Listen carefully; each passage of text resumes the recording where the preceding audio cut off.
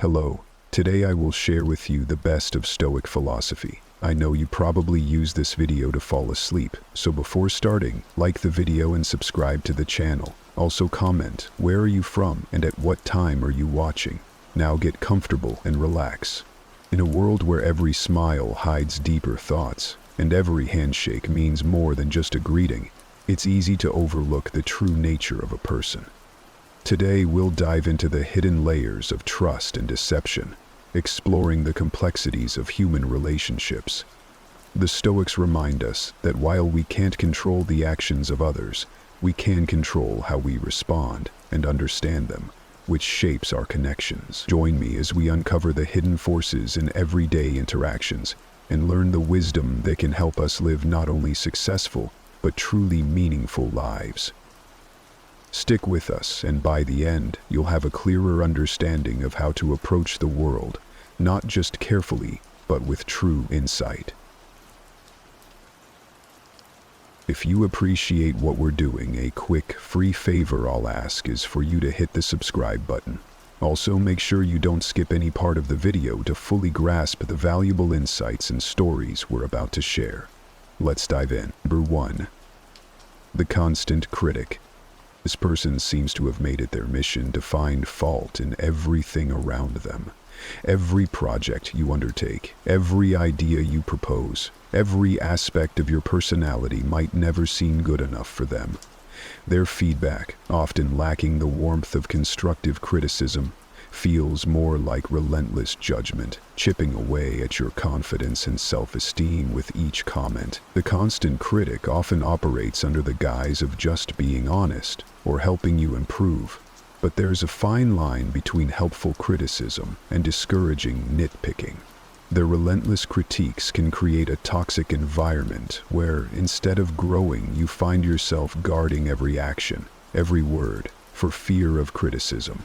This stifles creativity and initiative, making you doubt your abilities and value. Marcus Aurelius once said, "Reject your sense of injury, and the injury itself disappears." This powerful Stoic reminder teaches us not to internalize the harsh words or negative perceptions of others. Stoicism invites us to consider the source of criticism and to reflect on whether there is truth and value in it. If there is something to be learned, use it to your advantage. If not, let it roll off you like water off a duck's back. To deal with a constant critic, it's essential to maintain perspective. Understand that their criticism says more about their own worldviews, insecurities, or personal frustrations than it does about your capabilities or worth. Construct boundaries to protect your mental space. You can listen, assess, and then choose whether to accept or discard their words. Engage with them from a place of strength, acknowledging the feedback without allowing it to diminish your sense of self-worth. In Stoic practice, we learn to focus on our own actions and reactions, which are within our control, rather than attempting to control the opinions or behavior of others, which are not. By applying this principle, you can preserve your inner peace and continue your journey of personal growth, even in the face of constant criticism. Number 2. The manipulative friend. This is someone who at first glance seems to understand you better than anyone else. They nod at all the right moments, and their empathetic smiles seem tailor-made just for you. But as time marches on, a disturbing pattern emerges.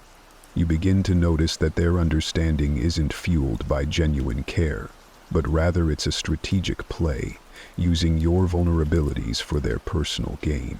They are like the chess players of social interactions, each move calculated, not to help you, but to advance their position. In your moments of sharing and vulnerability, they're not just listening, they're collecting information. This data isn't stored away to support you. Instead, it's often weaponized, used to push you towards decisions and actions that serve their interests, not yours. Their guise of care is just that, a disguise, and under this mask is not the ally you thought you had, but a strategist who views relationships as tools to be used rather than bonds to be cherished. Correct them. Now, Stoicism teaches us to seek clarity over comfort, truth over pleasant illusions. Marcus Aurelius advised us to be wary of the impressionable nature of our own minds and the intentions of those around us. He would likely counsel us to observe not just what friends say, but what they do, their actions, how they discuss other friends when they're not around, how they handle your secrets, and how they respect your boundaries. These are the true indicators of their character. So, how do you deal with a manipulative friend? Start by setting firm, clear boundaries. Share selectively, understanding that not every internal thought needs external validation, especially from someone whose motivations are questionable. Slowly distance yourself from their influence and invest more in relationships that bring positivity and growth. Real friends enhance your life and inspire you to expand rather than contract. They add layers to your existence through support and genuine care, not subtract from it through manipulation and deceit. Number 3, the inattentive listener. You know the type. They nod in agreement and might even throw in a vague, but you can tell they're not really with you. They're physically present, yes, but mentally they've checked out to some distant place, far from the conversation at hand. It's like talking to a wall that occasionally nods.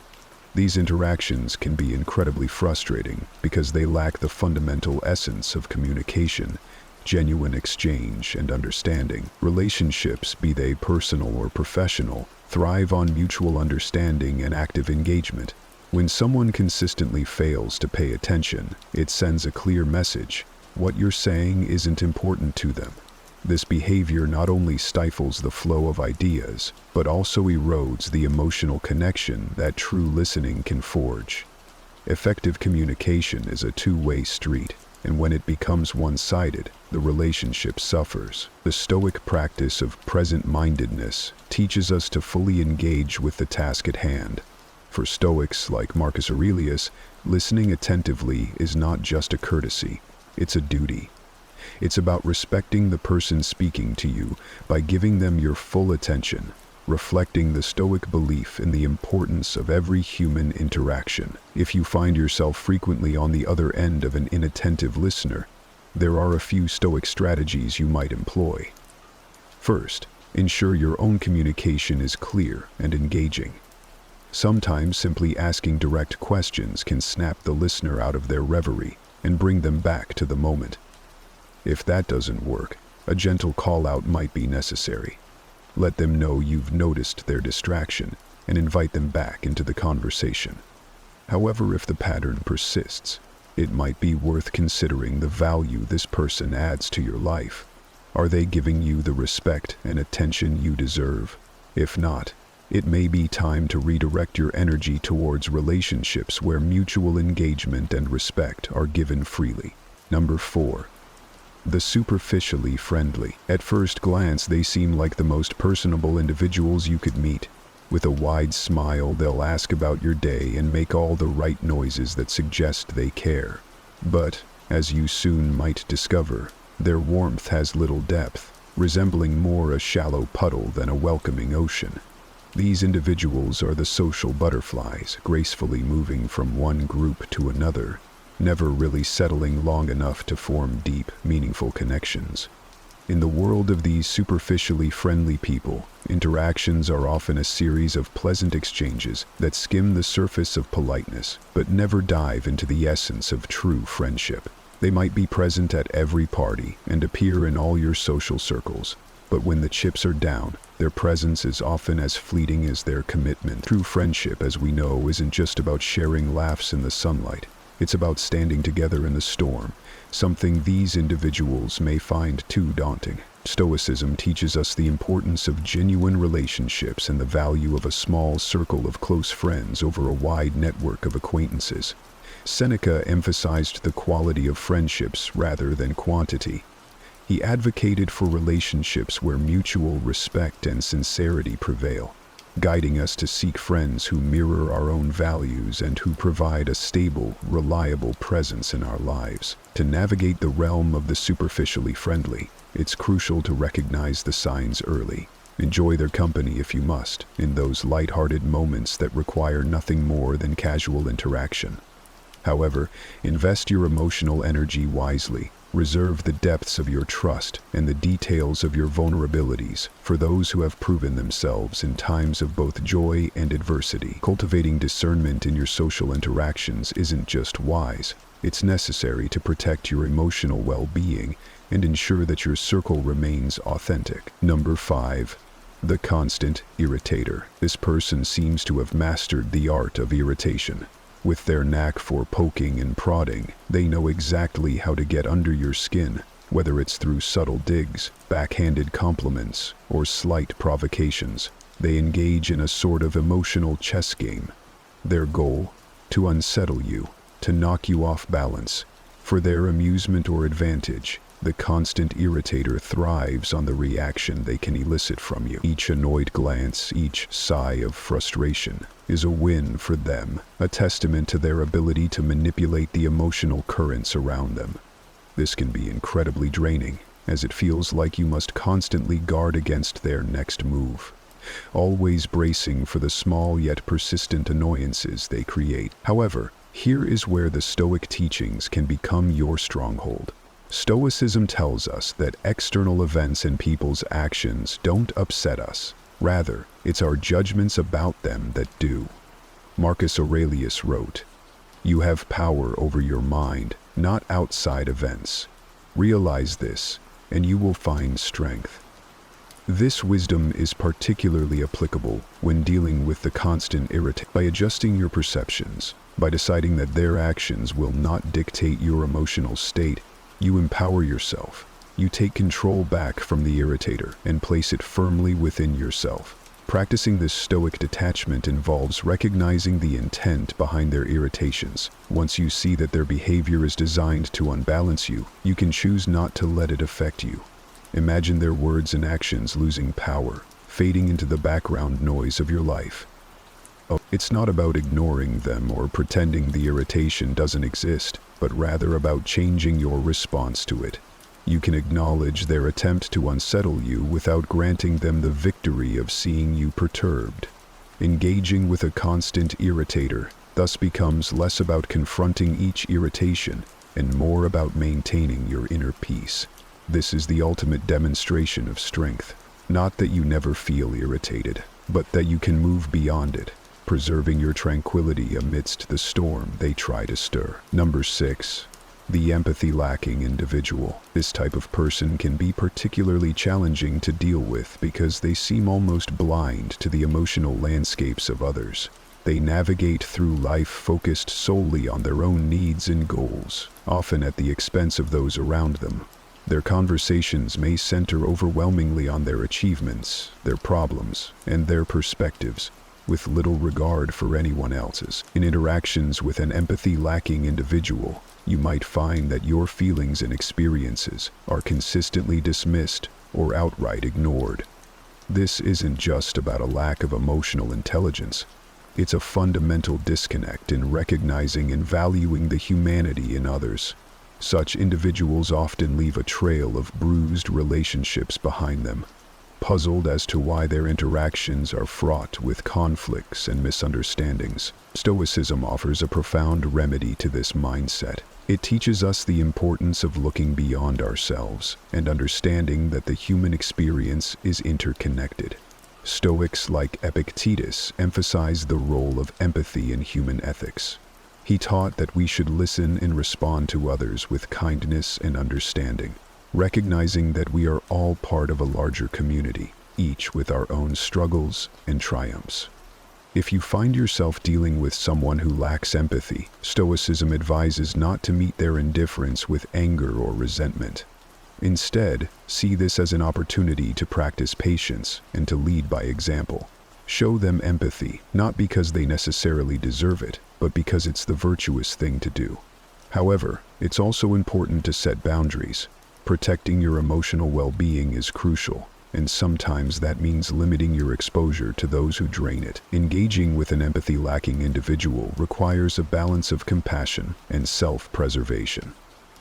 While you can attempt to model empathetic behavior, you must also recognize when to step back and not allow their self-centeredness to impact your peace.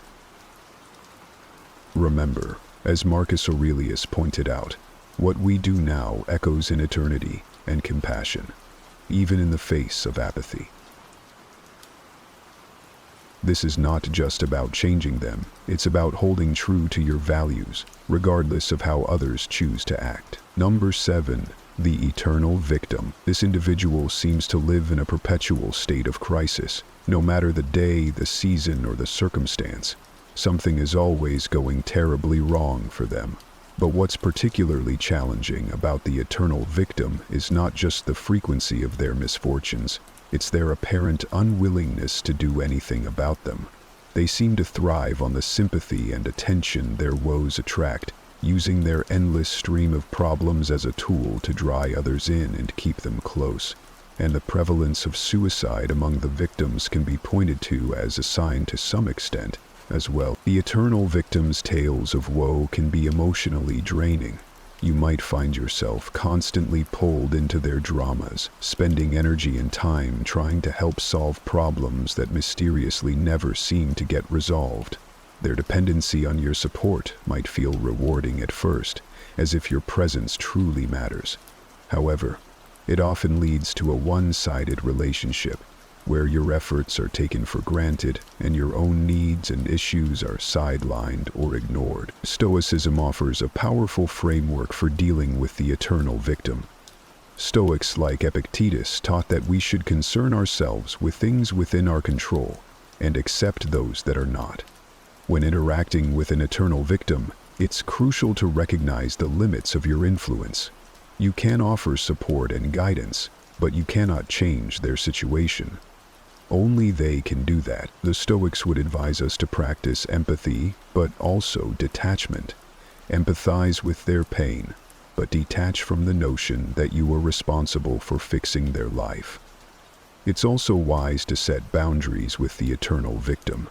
If their chaos begins to encroach on your peace, it may be time to reassess how much of your time and emotional energy you can afford to give. Helping them doesn't mean getting swept up in their endless cycle of crises. Instead, encourage them to take action and seek solutions, rather than merely consoling them. This approach not only protects your well-being, but also pushes them toward the kind of self-reliance and accountability that Stoicism values. Remember, while compassion is a virtue, it must not come at the cost of your own stability and happiness. The Stoics believed in the importance of inner peace and equanimity, and maintaining these in the face of another's perpetual chaos is both a challenge and a practice in Stoic philosophy. In doing so, you honor not only your mental and emotional health, but also foster a more balanced and healthy relationship with the eternal victim. Number 8. The toxic individual. This person is often a complex blend of many negative traits, each more damaging than the last. They might exhibit behaviors like manipulation, constant negativity, jealousy, or dishonesty. Being around them can feel like being caught in a storm, where your positive outlook and inner peace are constantly under threat. Their presence in your life can lead to feelings of doubt, insecurity, and even fear, as they seem to have a knack for souring what should be joyful experiences and turning strengths into perceived weaknesses. This person is often a complex blend of many negative traits, each more damaging than the last. They might exhibit behaviors like manipulation, constant negativity, jealousy, or dishonesty. Being around them can feel like being caught in a storm, where your positive outlook and inner peace are constantly under threat. Their presence in your life can lead to feelings of doubt, insecurity, and even fear, as they seem to have a knack for souring what should be joyful experiences and turning strengths into perceived weaknesses. Dealing with a toxic individual is challenging because their influence can seep into various aspects of your life, clouding your judgment and affecting your interactions with others. They often create an environment where you're always on the defensive, always having to shield yourself from their next negative outburst or manipulative tactic. This can be exhausting and deeply unsettling, challenging your mental and emotional stability. Epictetus offers wisdom that is particularly applicable when dealing with toxic people. It's not what happens to you, but how you react to it that matters. This guidance encourages us to focus on our responses rather than trying to change the toxic individual. It reminds us that our power lies in our reactions, our decisions, and our ability to maintain self-retrieve in the face of adversity. Social distancing. Implementing this Stoic approach involves setting firm boundaries with the toxic person. Clearly define what is not acceptable in their behavior towards you and be consistent in enforcing these limits. It's crucial to protect your space and peace of mind. If the toxic behavior continues despite your efforts, it may be necessary to distance yourself entirely from the individual. While this can be a difficult decision, especially if the toxic person is a close friend or family member, it's sometimes the healthiest choice you can make. Surround yourself with people who uplift you and encourage your growth. Cultivate relationships that bring positivity, mutual respect, and genuine support. By doing so, you reinforce your resilience against toxicity and foster an environment where you can thrive. Number 9. The two-faced individual. This person masters the art of duplicity, being charming and friendly to your face, but turning to slander the moment your back is turned. Their skill in wearing different masks for different audiences is disconcerting. They can make you feel like a confidant one moment, and the next, you might overhear them undermining you to others. It's a bewildering and hurtful experience to realize that someone you thought was a friend could so easily betray your trust. The two-faced individual not only strains individual relationships, but can also create a toxic environment around them. Their behavior fosters distrust, conflict, and insecurity among a group, whether it be in a workplace, a circle of friends, or within a family. Their actions are often driven by a desire for personal gain, be it power, influence, or mere amusement at causing disruption. Stoicism teaches us to focus on our own virtue and integrity, and not to be swayed by the deceitful actions of others. Seneca advised to choose our company wisely, asserting that being alone is better than being in bad company. Stoicism also prompts us to reflect on our responses to betrayal.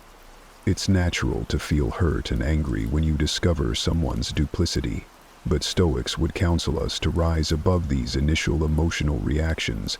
They would urge us to respond with reason and dignity, maintaining our own ethical standards and not stooping to their level of deceit. In dealing with a two-faced individual, the most effective strategy is to distance yourself once their true nature is revealed.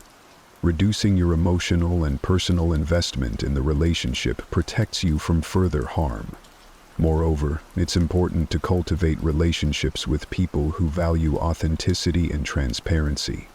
Surround yourself with individuals who support and uplift you, both in your presence and in your absence. Choosing to interact with genuine people aligns with the Stoic principle of living a life of virtue. It not only fosters a healthier emotional environment, but also enables you to grow and thrive, unaffected by the underhanded tactics of those who choose duplicity over integrity. Remember, in dealing with a toxic individual, the goal isn't just to avoid their negative impact. It's to ensure that your life continues to be driven by your values, aspirations, and the pursuit of genuine happiness.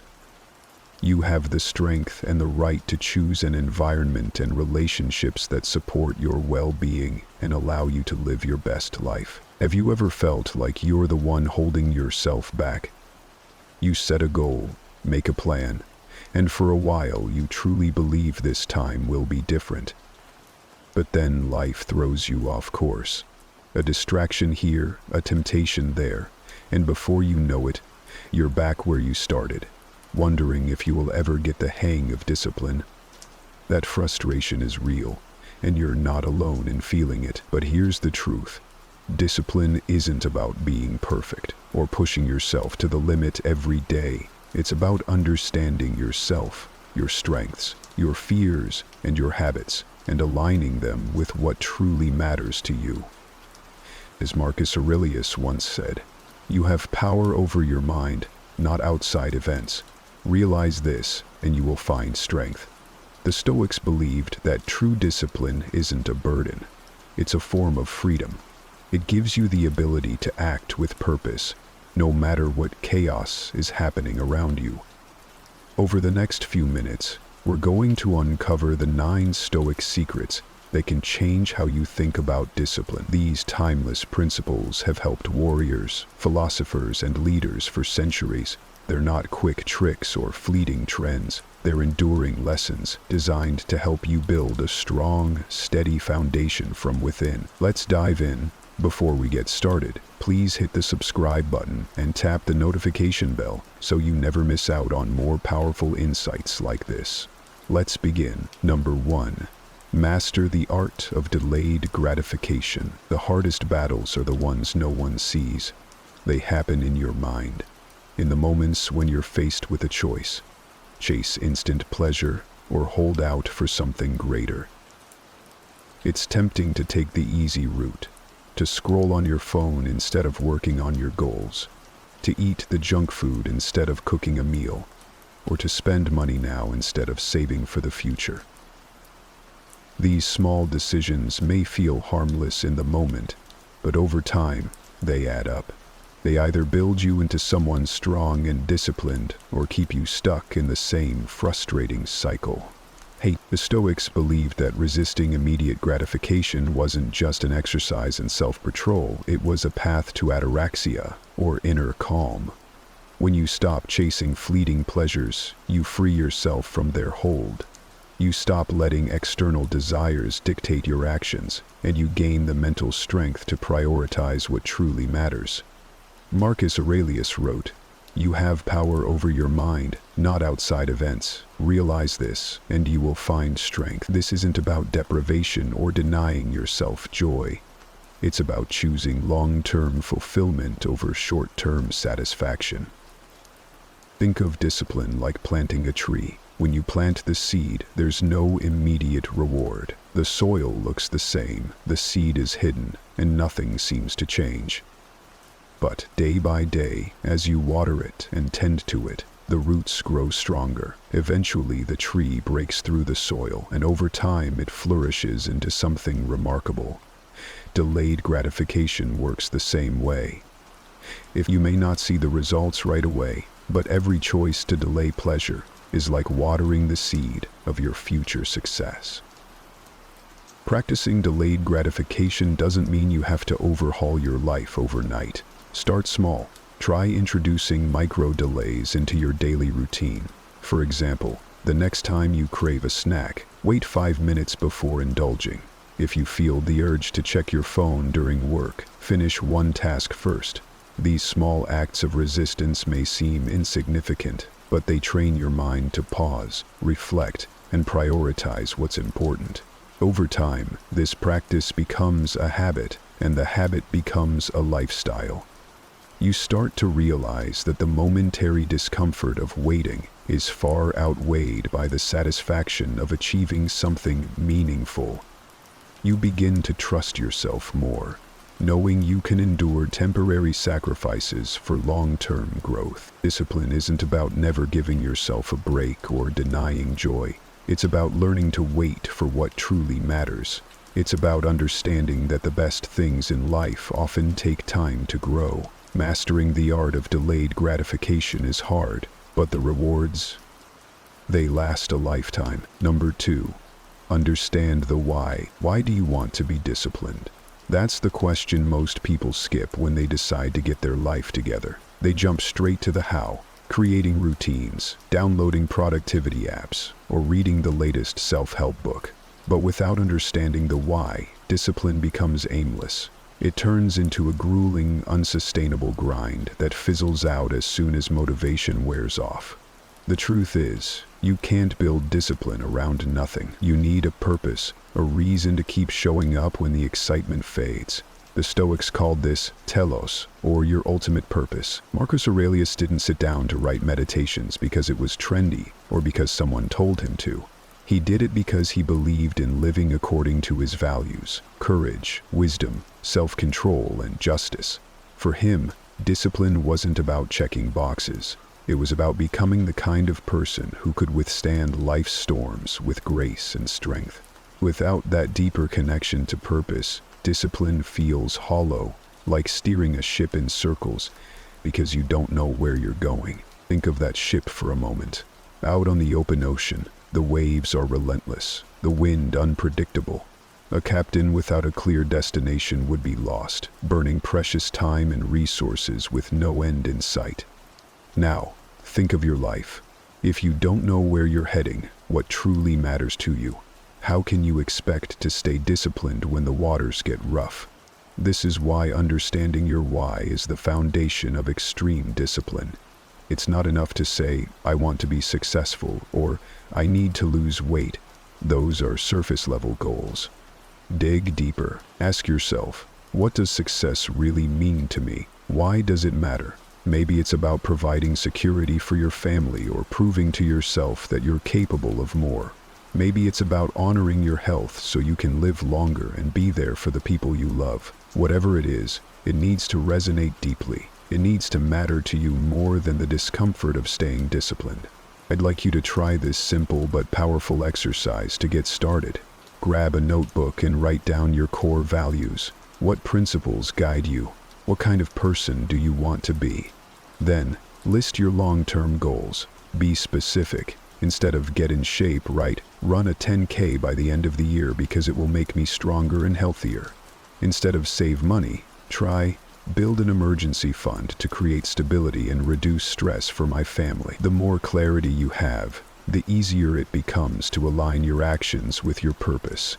Discipline without purpose is exhausting, but discipline fueled by a clear why, that's unstoppable.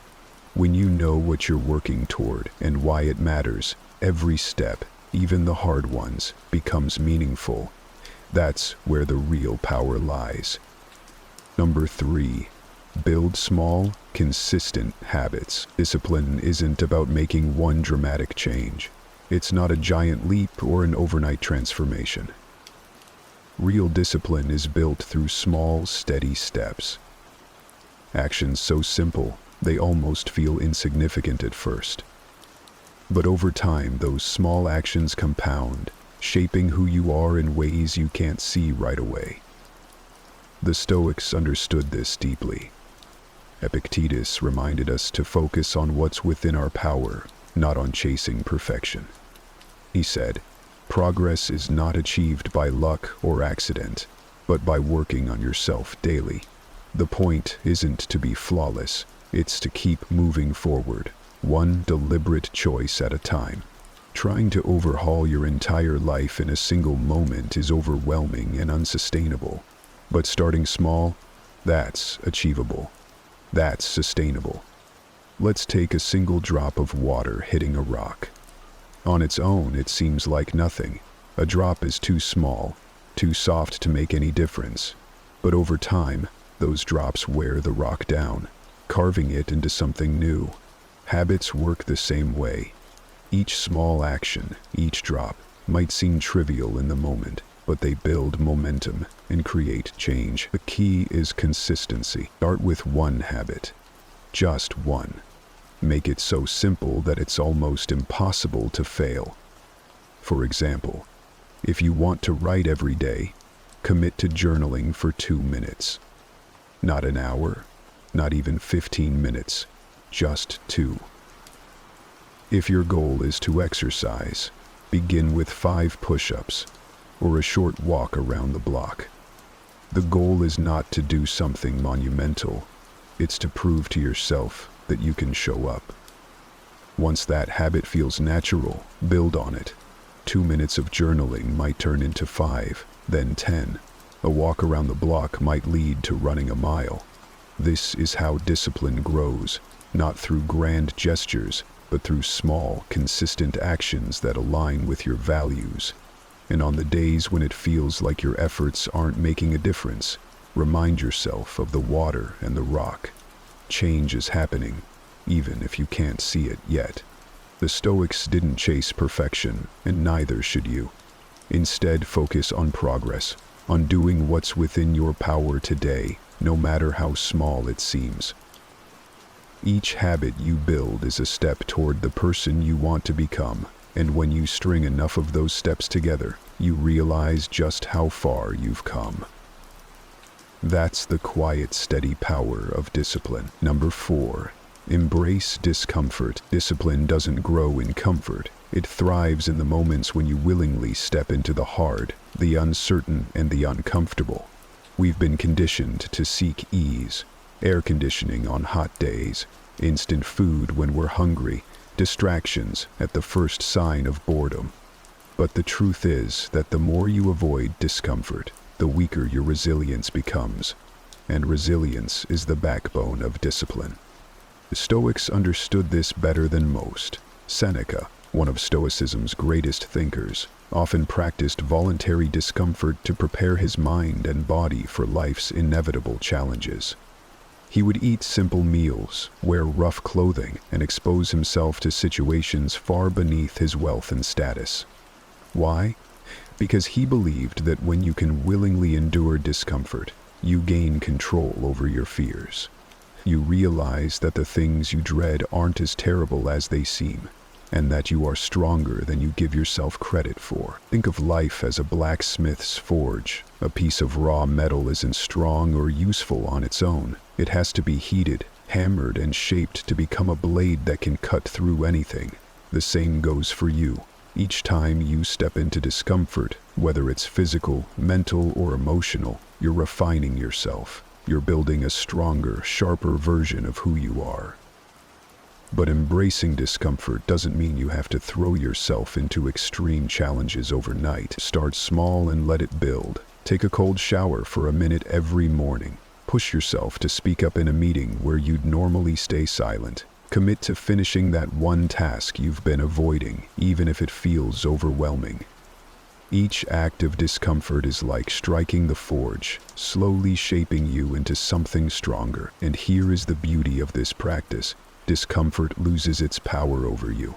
What once felt unbearable becomes routine.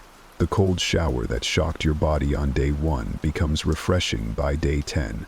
The fear of failure that kept you from trying fades when you realize you're still standing after a setback. Every step into discomfort proves that you are capable of more than you thought. Number 5. Control your environment. Discipline isn't just about willpower. It's about strategy. If you rely solely on mental strength to resist every temptation, you'll eventually burn out.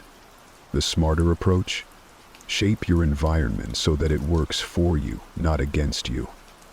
When your surroundings align with your goals, discipline becomes less of a battle and more of a natural flow. The Stoics emphasized the importance of minimizing external chaos to maintain inner tranquility. Epictetus advised, if you want to improve, be content to be thought foolish and stupid. This wasn't just about ignoring criticism, but about stripping away distractions and unnecessary influences that pull you away from what matters. In today's world, distractions come in endless forms: cluttered spaces, constant notifications, and social media feeds designed to steal your attention. These aren't just minor inconveniences. They're barriers to focus, discipline, and peace of mind. Take a look at your physical environment. Is your desk piled with papers and random items that distract you? A cluttered space creates a cluttered mind. By tidying up and organizing your surroundings, you're not just making things look nicer. You're creating a space where discipline can thrive. The same goes for your digital world. Notifications, endless scrolling, and an overflowing inbox are modern distractions that drain your energy. A digital detox, turning off notifications, setting app limits, or dedicating tech-free hours can restore your focus and help you regain control. Think of your environment as a foundation for success. You wouldn't plant a garden in rocky, nutrient-deprived soil and expect it to flourish. The same applies to discipline. You need to create conditions where it can grow. That might mean decluttering your workspace, setting up a designated area for focused work, or even rearranging your living space to reflect your goals. Small changes, like keeping your phone in another room during work hours or prepping your gym clothes the night before, can have a massive impact on your ability to stay disciplined. It's also about setting boundaries. If your environment includes people or situations that constantly derail your focus, it's time to reassess. This doesn't mean cutting everyone out of your life, but rather being intentional about who and what you allow into your space. Surround yourself with people who encourage your growth, and set firm limits with those who don't. You can't always control the chaos of the world, but you can control what you invite into your personal environment. By decluttering, limiting distractions, and setting clear boundaries, you make discipline less of a struggle and more of a habit. As the Stoics taught, tranquility begins within, but it's nurtured by what you choose to surround yourself with. Number 6.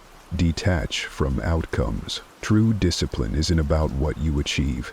It's about the act of showing up again and again, regardless of the results.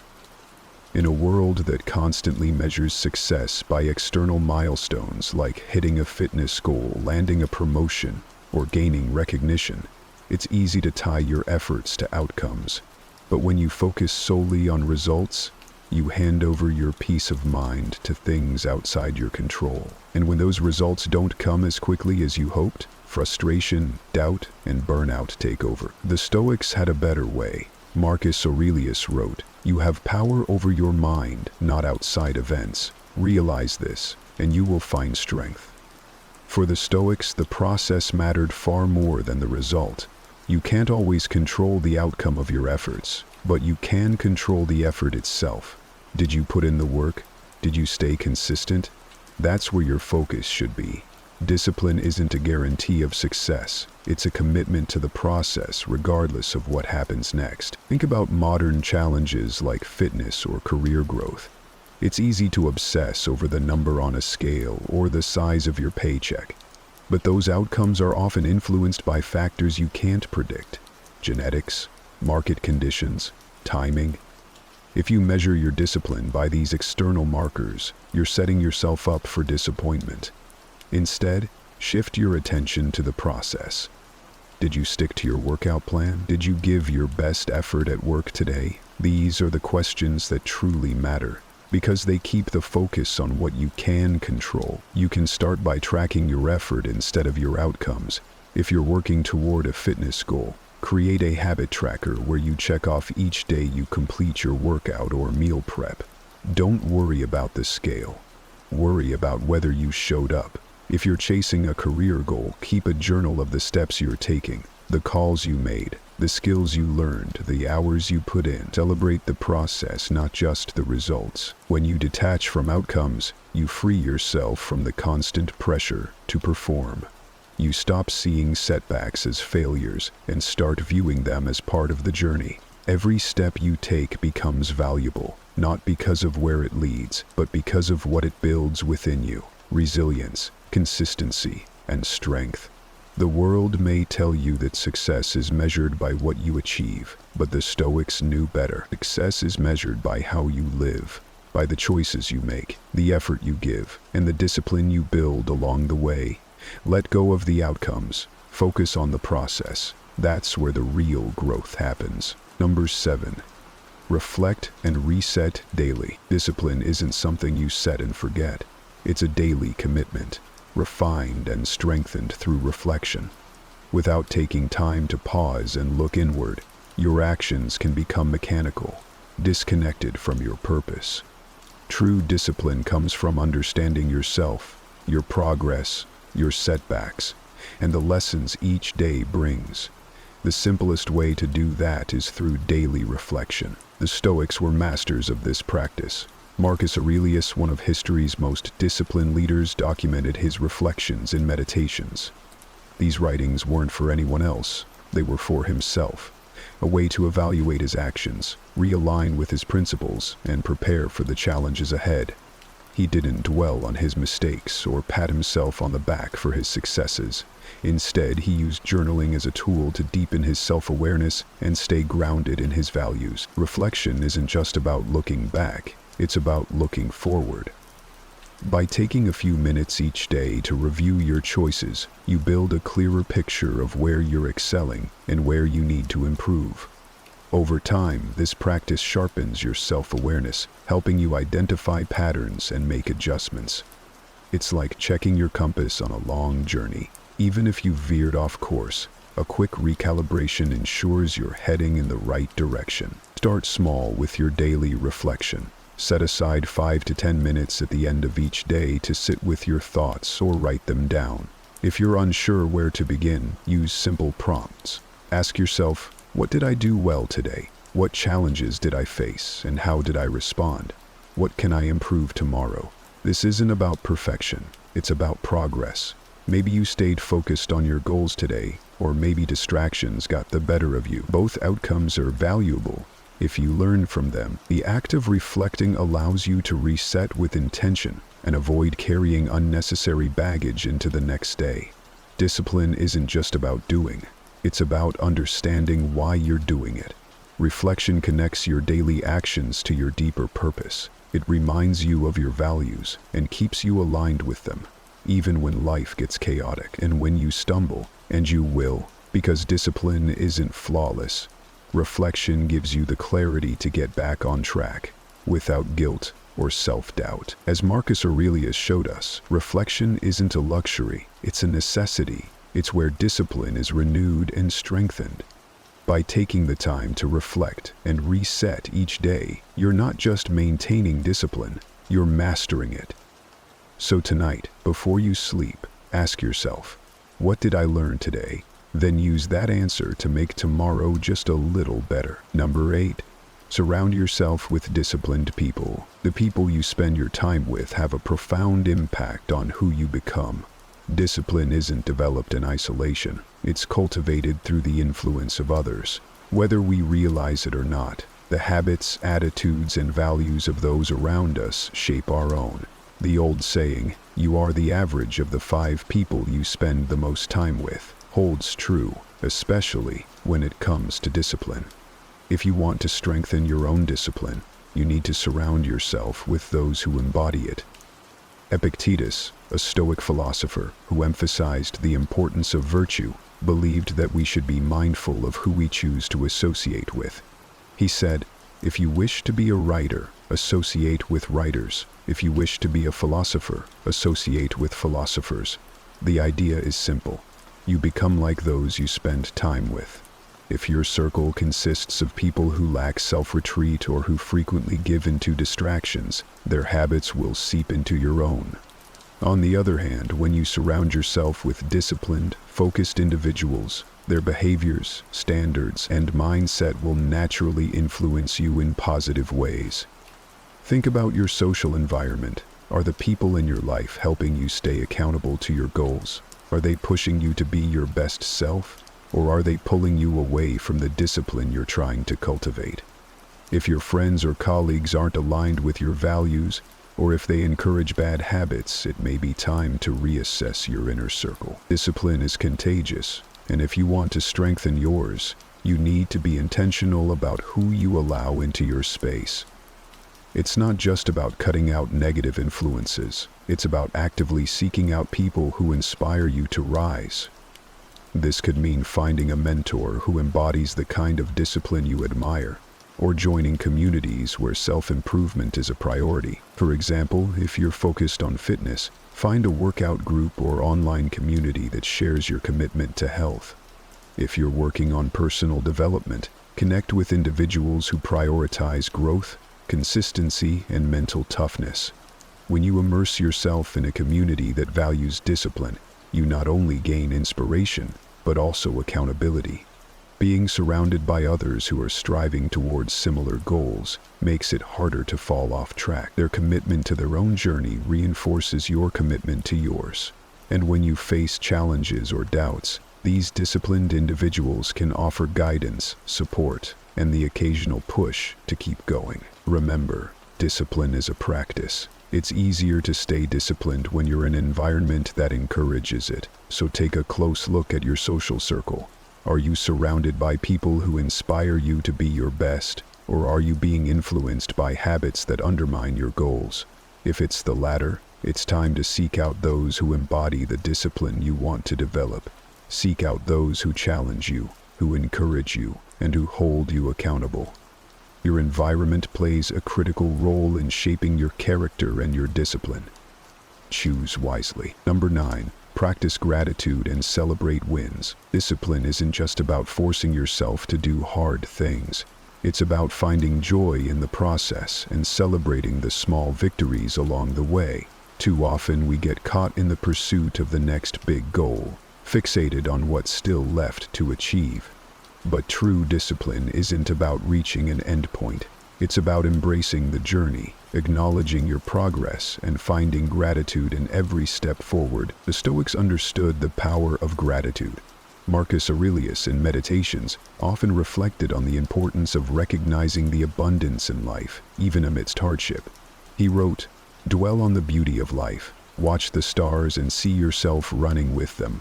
This simple act of focusing on the good, of acknowledging what you have rather than what you lack, shifts your perspective in profound ways. When you practice gratitude, you shift your mindset from one of scarcity to one of abundance, strengthening your resolve to keep moving forward, no matter the challenges. Gratitude isn't just an emotional response, it's a powerful tool that supports your discipline. When you acknowledge your achievements, no matter how small, you reinforce the behaviors that got you there. Every step you take toward your goal deserves recognition. Discipline thrives when you celebrate the effort, not just the result. If you focus only on what you haven't accomplished yet, you risk burnout. But when you celebrate what you have done, you build momentum, boost your motivation, and increase your capacity to stay disciplined.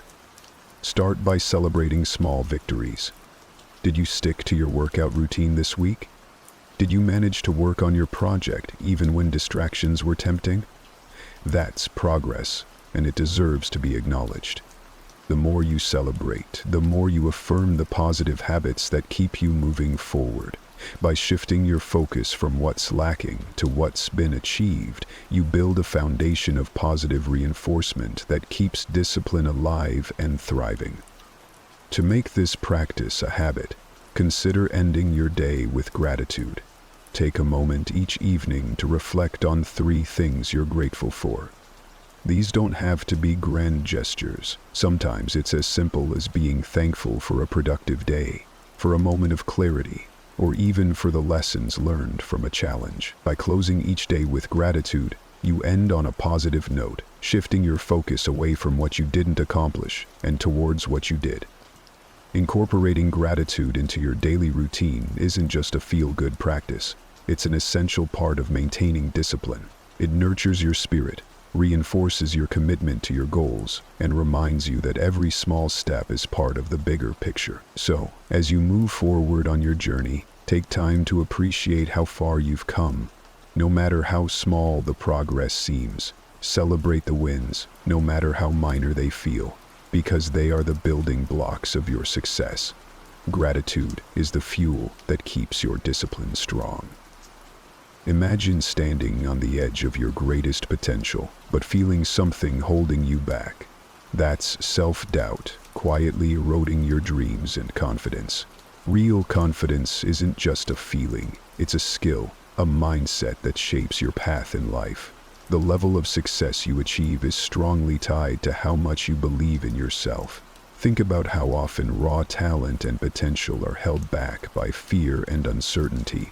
So, think happiness without fear and uncertainty. Today, we're going to explore practical, powerful tips designed to help you build your self-confidence.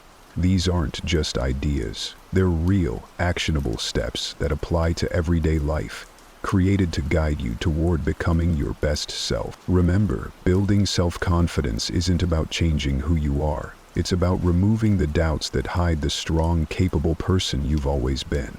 Before we get started, if you find this helpful, please like the video to help spread the message. Now, let's jump in. Number 1, understand yourself. Discovering who you are isn't just a journey, it's the foundation of regaining lost self-confidence. Take a moment and think about what drives your actions.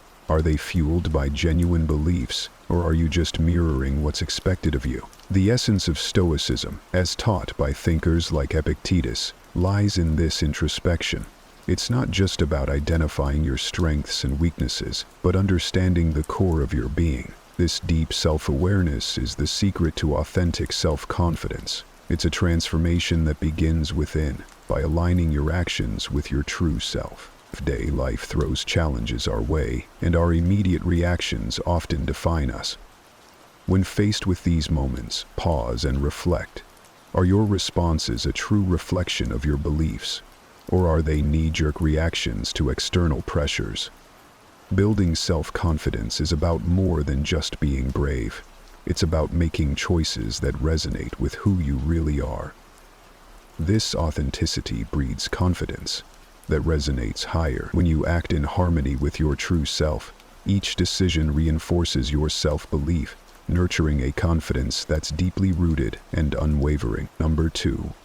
Focus on what really matters and ignore the rest. Stoicism isn't just an ancient philosophy. It's a beacon for modern souls swimming in a sea of distractions. Think about the last time you truly felt in control. Was it when your mind was jumping from social media alerts to the latest news, or when you were deeply immersed in something that really mattered to you?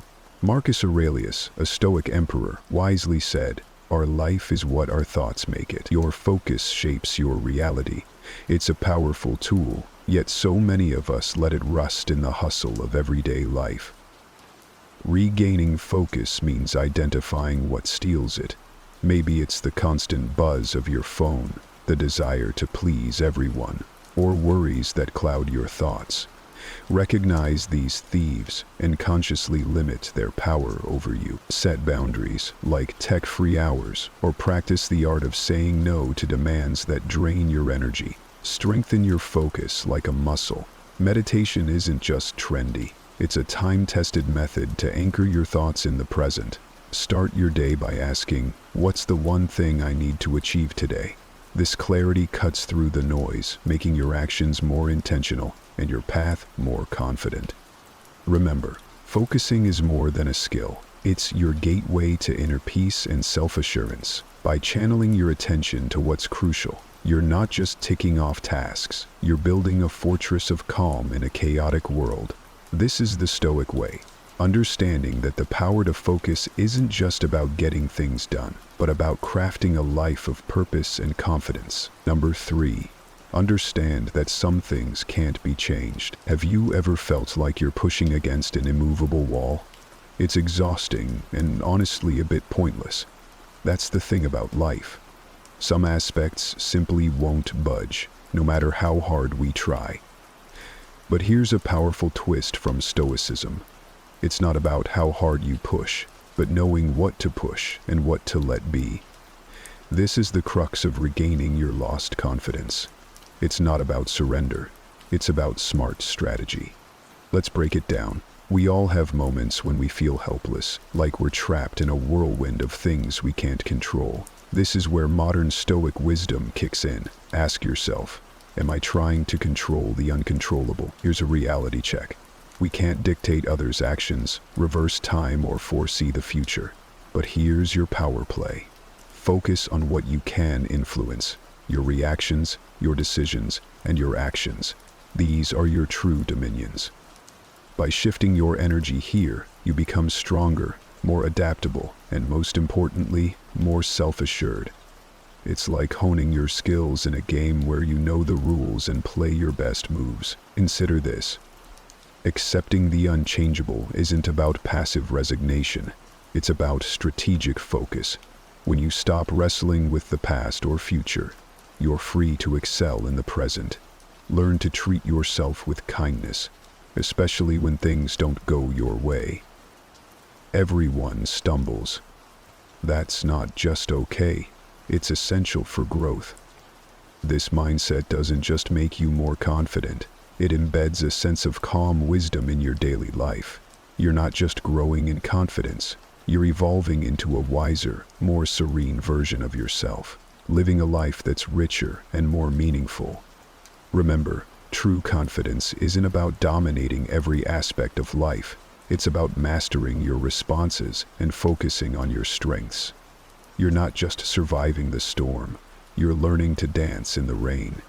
Number 4. Grow your humility. Embracing humility is like unlocking a secret door to confidence. It's not about dimming your light. Rather, it's about recognizing there are millions of other lights shining around you. We often trip over our own pride, mistaking it for confidence. But here's a truth that has stood the test of time, stretching back to the wisdom of Stoic philosophers like Epictetus. True knowledge begins with the admission of ignorance. The humility is your foundation for growth. Imagine humility as soil, rich with potential.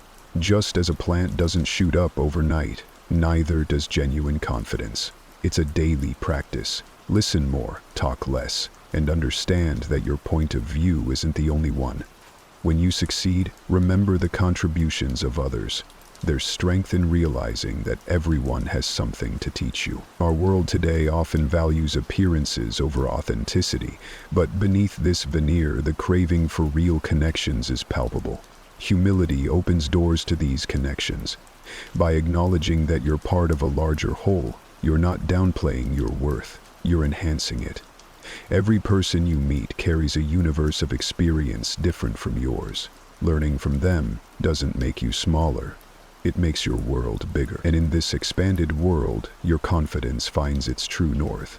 When you credit others for their successes and see their value, you're not just showing respect, you're weaving a rich tapestry of perspectives. It's not about who's right, it's about being open to the endless learning that life offers. This approach not only deepens your relationships, but also solidifies your confidence on a foundation of mutual respect and continuous learning. The journey of humility is also an inward one. It involves the courage to look at yourself honestly, to acknowledge your mistakes, and to take steps to correct them. This self-awareness is a powerful tool for growth. It's about being grateful for your life, your loved ones, and the opportunities that come your way. Gratitude keeps you grounded and connected, reminding you that you're part of something bigger. As you cultivate humility, you don't just grow in confidence, you become a beacon for others, inspiring respect and admiration. Remember, a wise 21st century Stoic sage knows that humility isn't a sign of weakness, but a badge of strength, a testament to your willingness to learn, to grow, and to connect deeply with the world around you. As we continue exploring this topic, if anything has resonated with you so far, I encourage you to share your thoughts below. A brief comment like, "I believe in myself," is a wonderful way for us to connect. And if you're looking forward to more videos like this, hitting the subscribe button is the way to go. Now, let's further unravel the nuances of our discussion. Number 5. Build up your toughness. Toughness isn't a gift at birth. It's a skill honed through life's fires.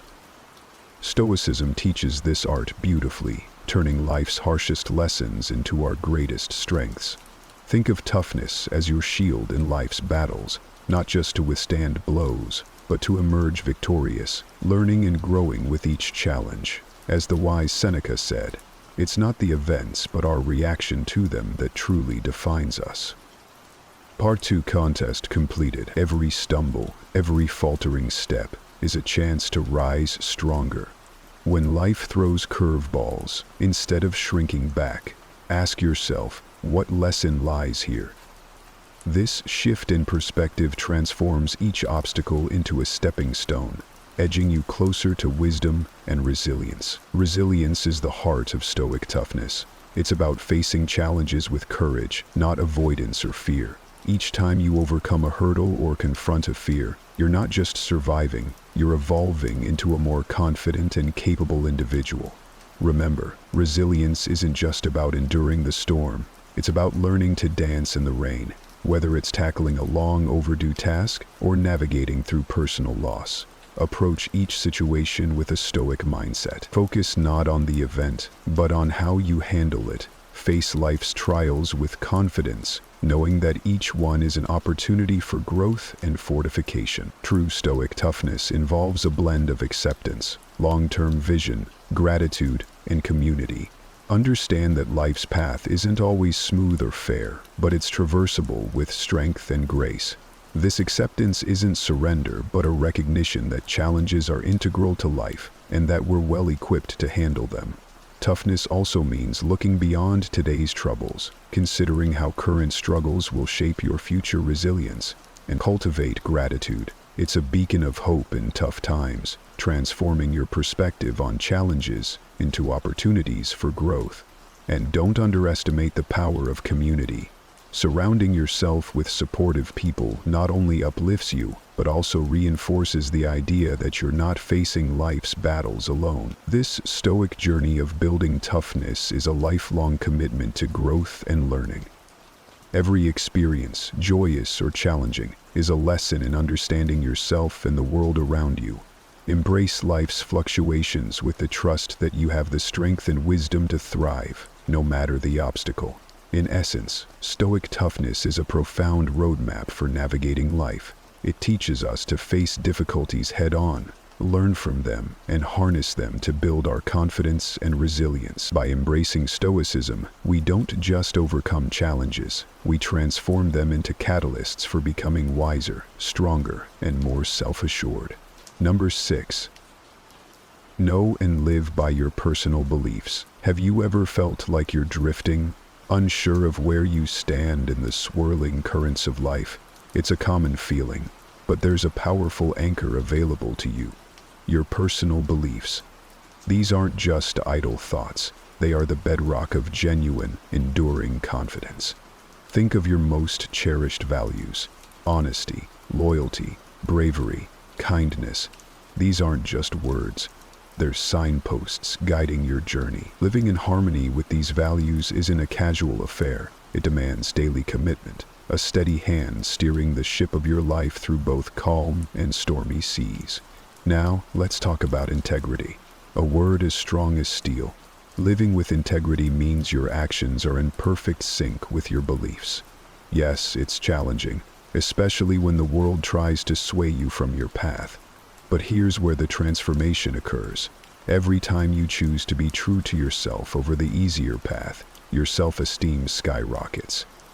You're not just saying your beliefs matter, you're proving it through action. This isn't about grand gestures. It's found in the everyday choices. If honesty is your mantra, then let truth be your language, even when lies seem easier. If kindness is your heart's call, extend it in silent, unseen acts. These small steps forge the path to becoming who you aspire to be. Remember, perfection isn't the goal here. It's about recognizing your missteps and growing from them, turning stumbling blocks into stepping stones. Stay here. Understand that living by your values isn't just a personal victory, it's a beacon for others. When you steadfastly adhere to your principles, you become a living example of authenticity and trustworthiness. This alignment between belief and action doesn't just bring inner peace, it earns the respect and trust of those around you. More than that, it means holding yourself accountable. Own your actions and their consequences, good or bad. Regular self-reflection is key. Take time to ponder your choices, ensuring they align with your core values. This isn't a one-time exercise, but a lifelong journey of growth and self-improvement.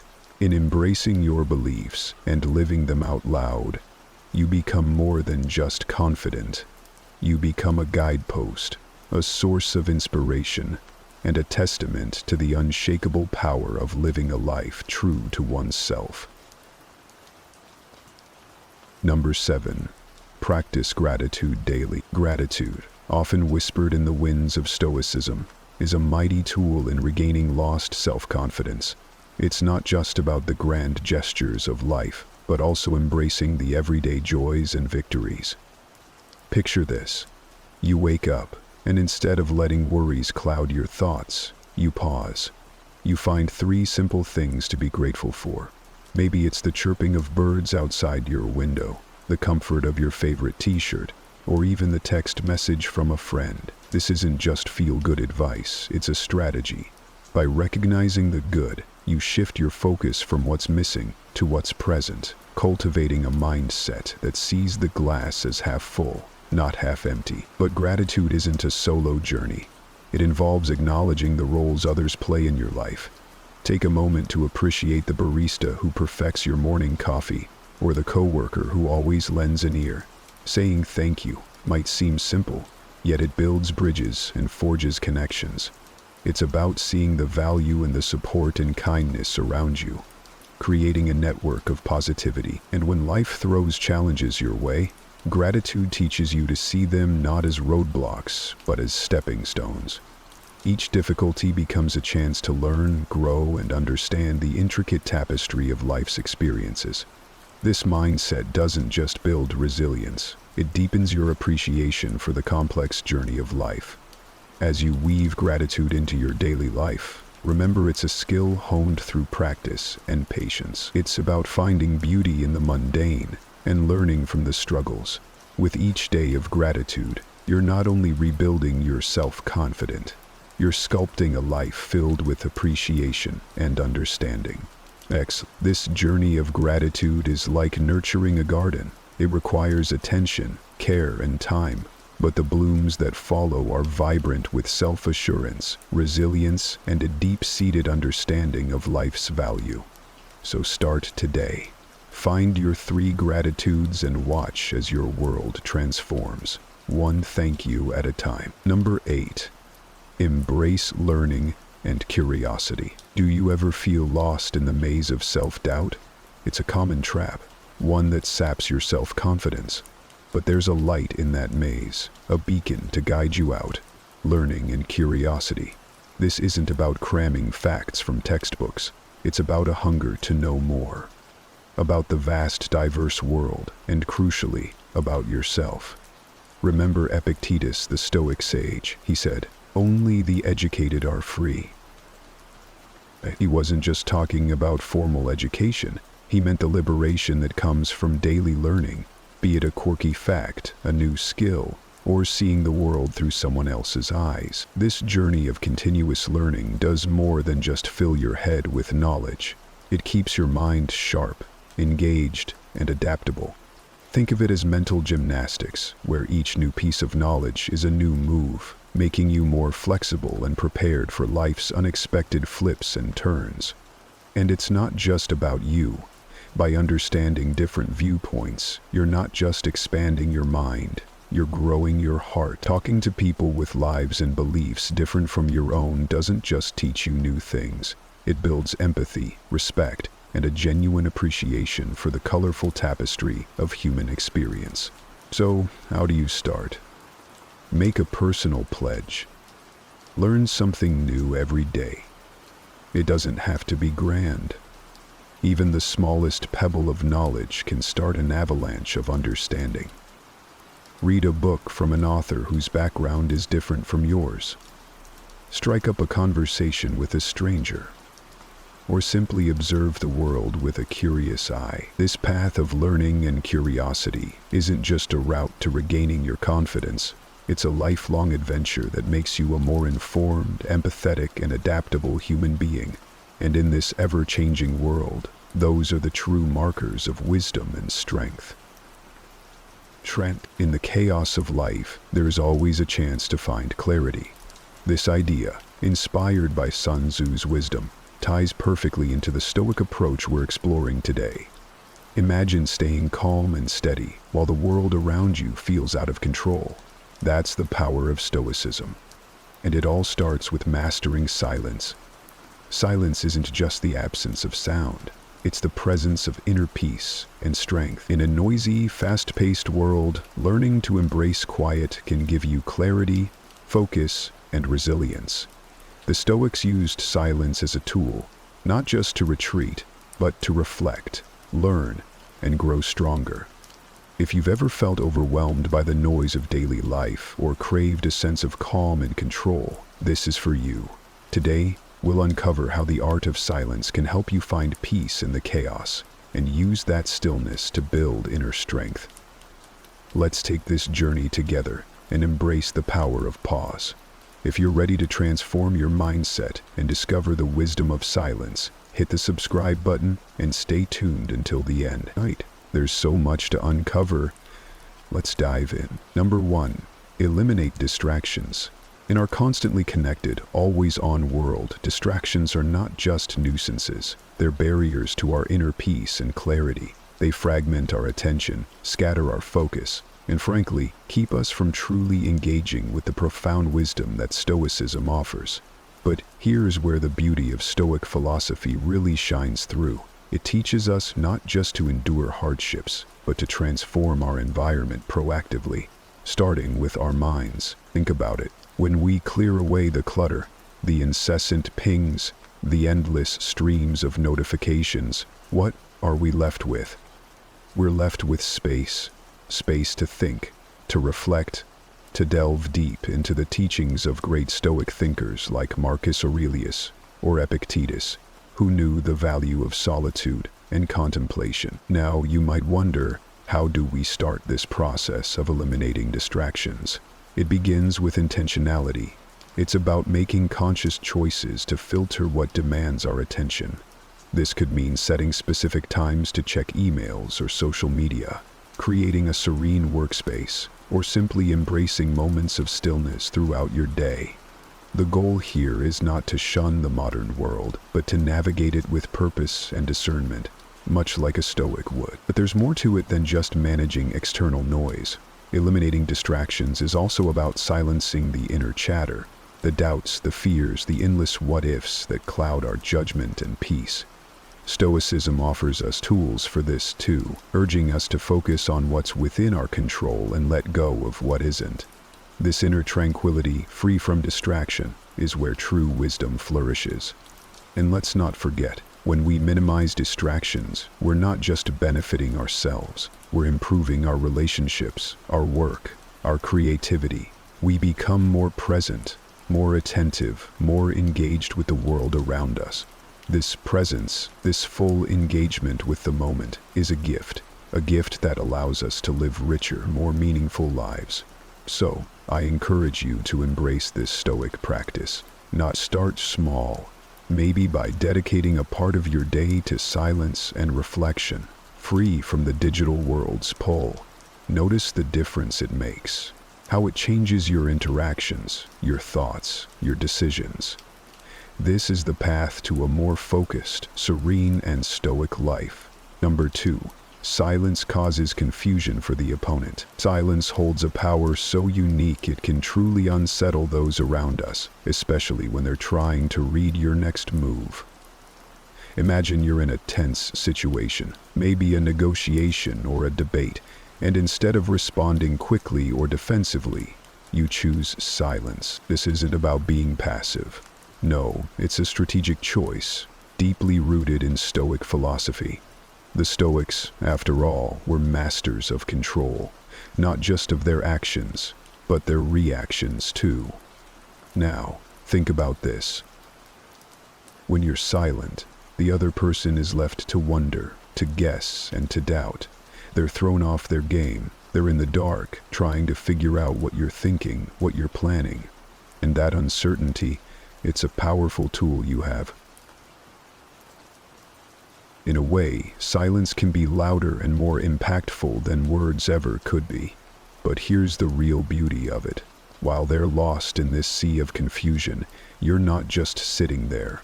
You're observing, analyzing, and planning your next move with a clear mind. You're in control. This strategic silence gives you the space to think, to breathe, and to approach the situation with a calmness and clarity that can only come from within. This approach isn't just about gaining the upper hand. It's about embodying the Stoic virtues of wisdom and temperance.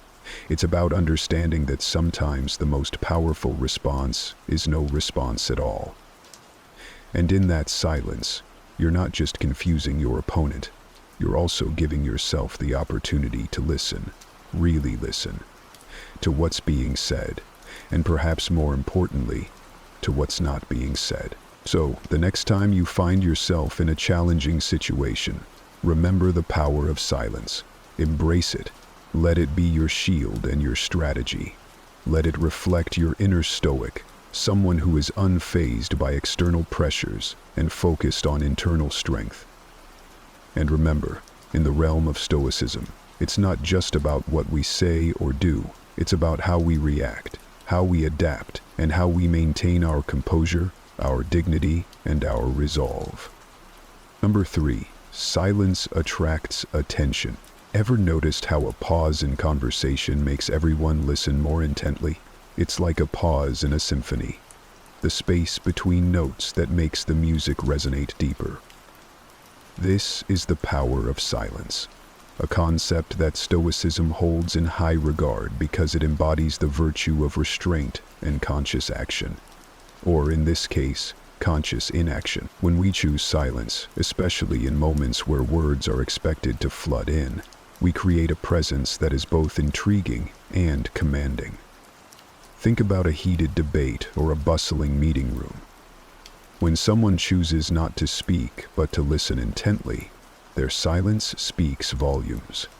It creates a magnetic pull, drawing others' attention and curiosity. What are they thinking?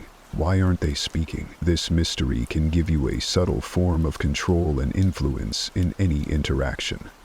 But let's dive deeper into the Stoic essence of this concept.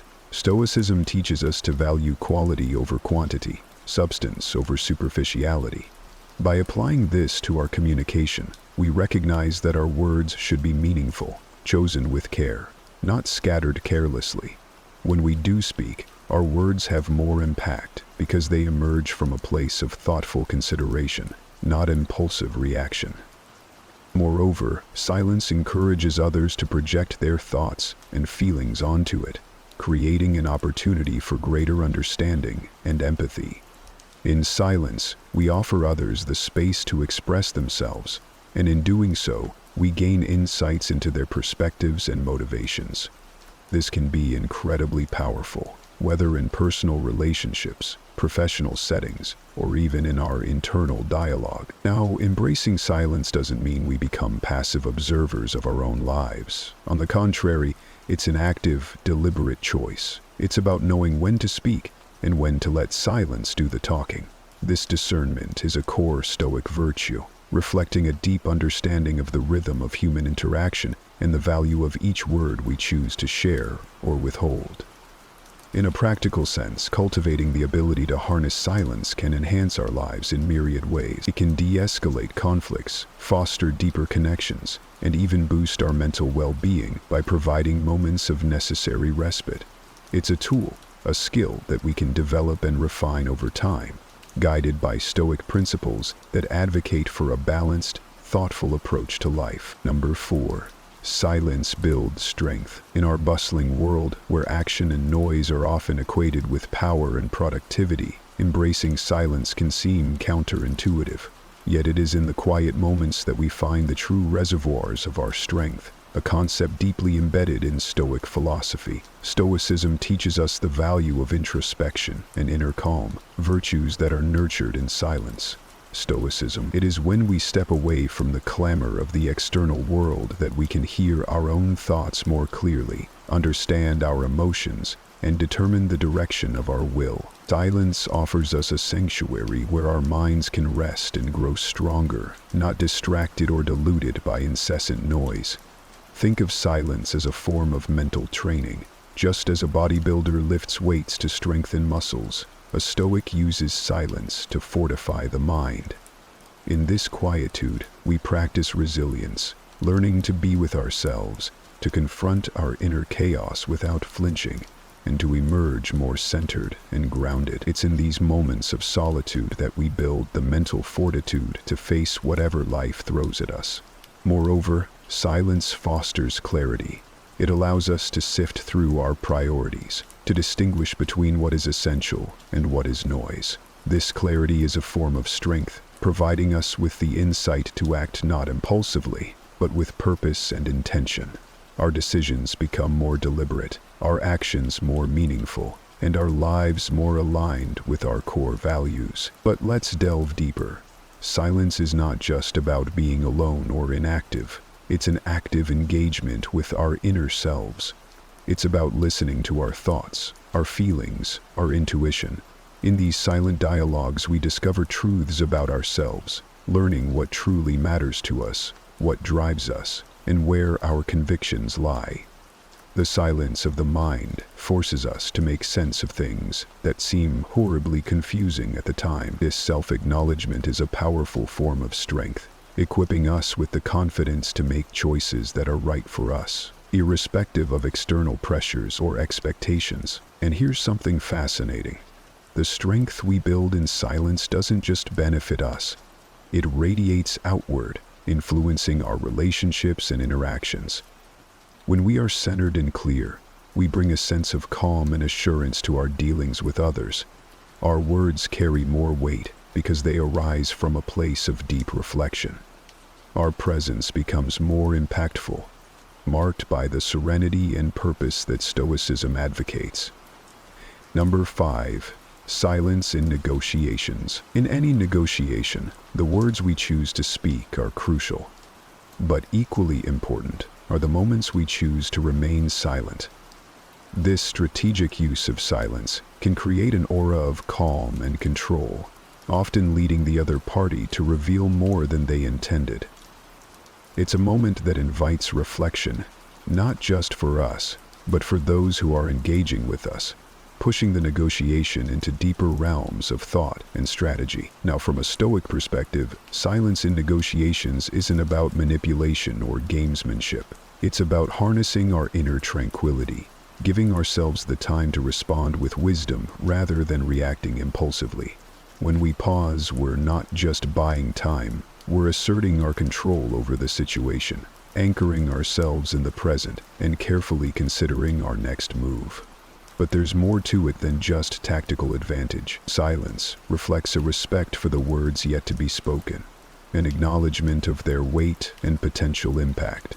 By pausing, we signal to our counterparts that we are thoughtful and deliberate, qualities that command respect and attention in any setting. Moreover, this practice of intentional silence aligns beautifully with the Stoic emphasis on listening, a skill just as vital in negotiations as eloquence or persuasion. When we listen, truly listen, we gain insights into the other party's needs, fears, and desires. This understanding can guide us to mutually beneficial outcomes, solutions that respect the interests of all parties involved. But how do we cultivate this powerful tool of silence? It begins with self-awareness, another cornerstone of Stoicism. By understanding our tendencies, triggers, and habits, we can better control our impulses to speak. It also requires confidence, the belief in the value of our perspective, and the strength to let it stand uncluttered by unnecessary words. In practice, silence can take many forms in negotiations. It can be a pause after a significant statement, allowing its implications to resonate. It can be a quiet moment to regroup when discussions become heated or complex. Or it can be a space we create for others to fill, providing them the opportunity to disclose, ponder, or concede. Number 6. Freedom from pride and arrogance. In the pursuit of Stoicism, we strive for an understanding that, despite our achievements or status, we are all part of the vast tapestry of existence, interconnected and interdependent. This realization is liberating. It frees us from the shackles of ego, allowing us to experience life more fully and to engage with others more authentically. But what does it mean to be free from pride or arrogance? It doesn't mean undervaluing ourselves or negating our worth. Rather, it's about recognizing our strengths and limitations with equal clarity and composure. It's understanding that our accomplishments do not make us superior to others, and that our failures do not define us. This Stoic principle invites us to navigate life with a sense of equanimity, to treat successes and setbacks with the same calm detachment. It encourages us not to boast about our achievements, but to let our actions speak for themselves. When we do so, we cultivate a sense of inner peace, because our self-worth is no longer tied to external validation or comparison. Moreover, when we embrace humility, we open ourselves to learning and growth. We become better listeners, more empathetic friends, and more compassionate community members. We acknowledge that everyone has something to teach us, and we approach each interaction with a willingness to learn. In practice, freeing ourselves from pride or arrogance involves regular self-reflection, a key component of Stoicism. We examine our motivations, question our assumptions, and strive to align our actions with our deeper values. We remind ourselves of our shared humanity, recognizing that, like everyone else, we are flawed, finite, and fallible. Embracing this Stoic virtue also enhances our relationships. When we let go of the need to always be right or to appear superior, we create space for more genuine connections. We listen more attentively, respond more thoughtfully, and engage more meaningfully. We become more approachable, more relatable, and, often, more appreciated. Number 7. Kindness and consideration for others. The Stoics believed in the interconnectedness of all people, the notion that we're all part of the same human community. By showing kindness and consideration, we're not just acting benevolently, we're recognizing and respecting this deep connection. Kindness, in the Stoic sense, isn't about grand gestures or seeking recognition.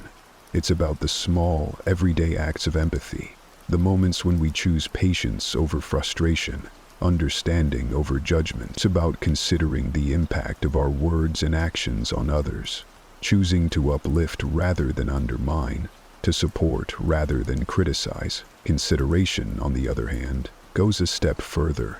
It's about actively putting ourselves in others' shoes, understanding their perspectives, struggles, and aspirations. When we interact with others from a place of genuine consideration, we create space for meaningful connections, fostering mutual respect and trust. But why is this so important? Well, in practicing kindness and consideration, we not only enrich the lives of others, but we also cultivate our own inner peace and satisfaction. Stoicism teaches us that our own well-being is intrinsically linked to our actions and attitudes toward others. By choosing kindness, we align ourselves with Stoic values, promoting harmony both within and around us. Furthermore, this kind and considerate approach can have a ripple effect, inspiring others to act similarly and creating a more compassionate, understanding community.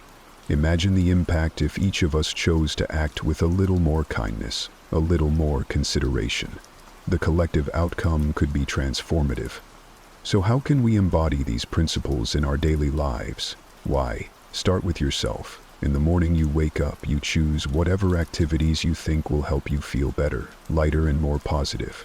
It starts with mindfulness, being aware of our interactions and the opportunities we have to show kindness and consideration.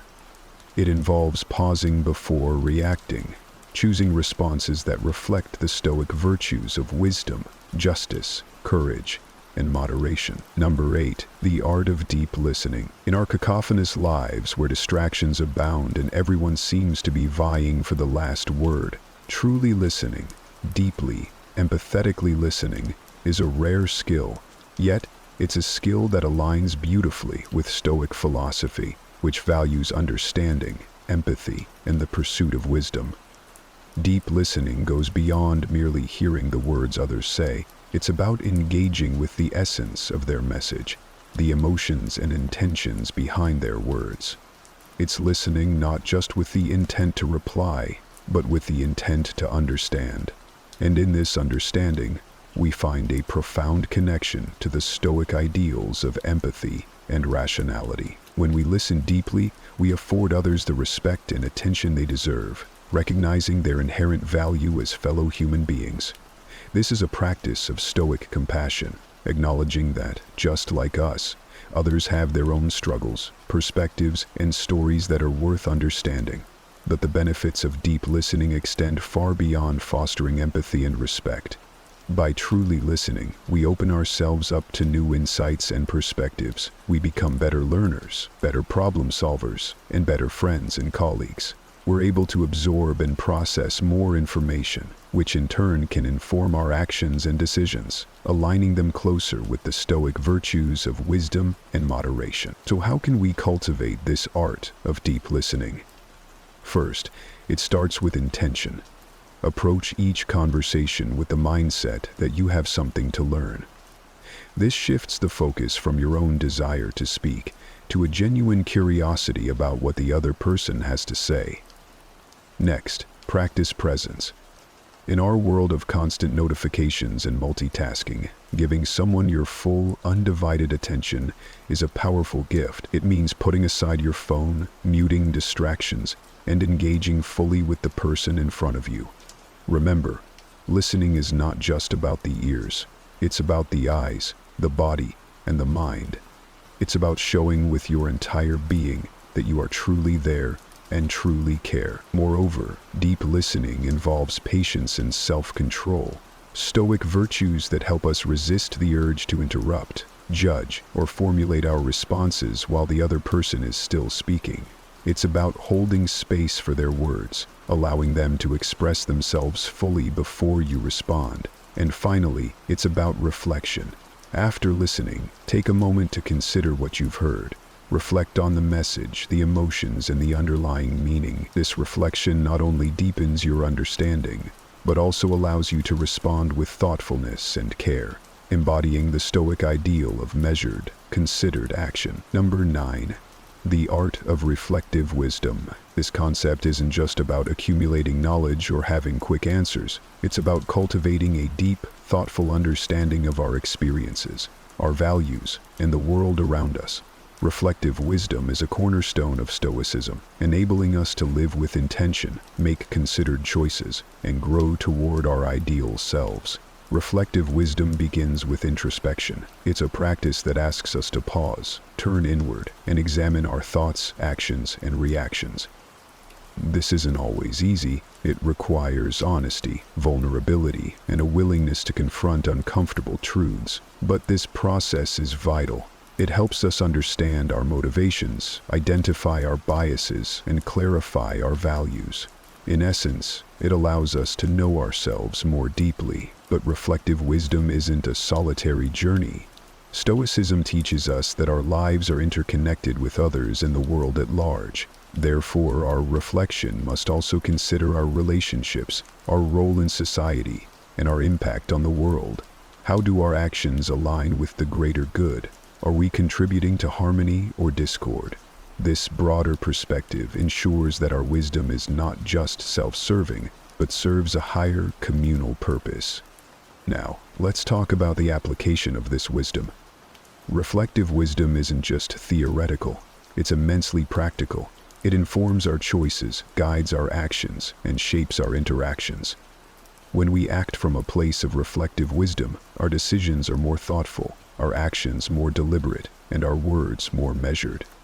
We become more resilient in the face of adversity, more composed under pressure, and more adaptable to change. These are the marks of a Stoic, someone who navigates life's ups and downs with grace and equanimity, self-control, tranquility, and peace, rather than anger or conflicting emotions. Wisdom. But how can we cultivate this reflective wisdom? It starts with creating space for regular reflection.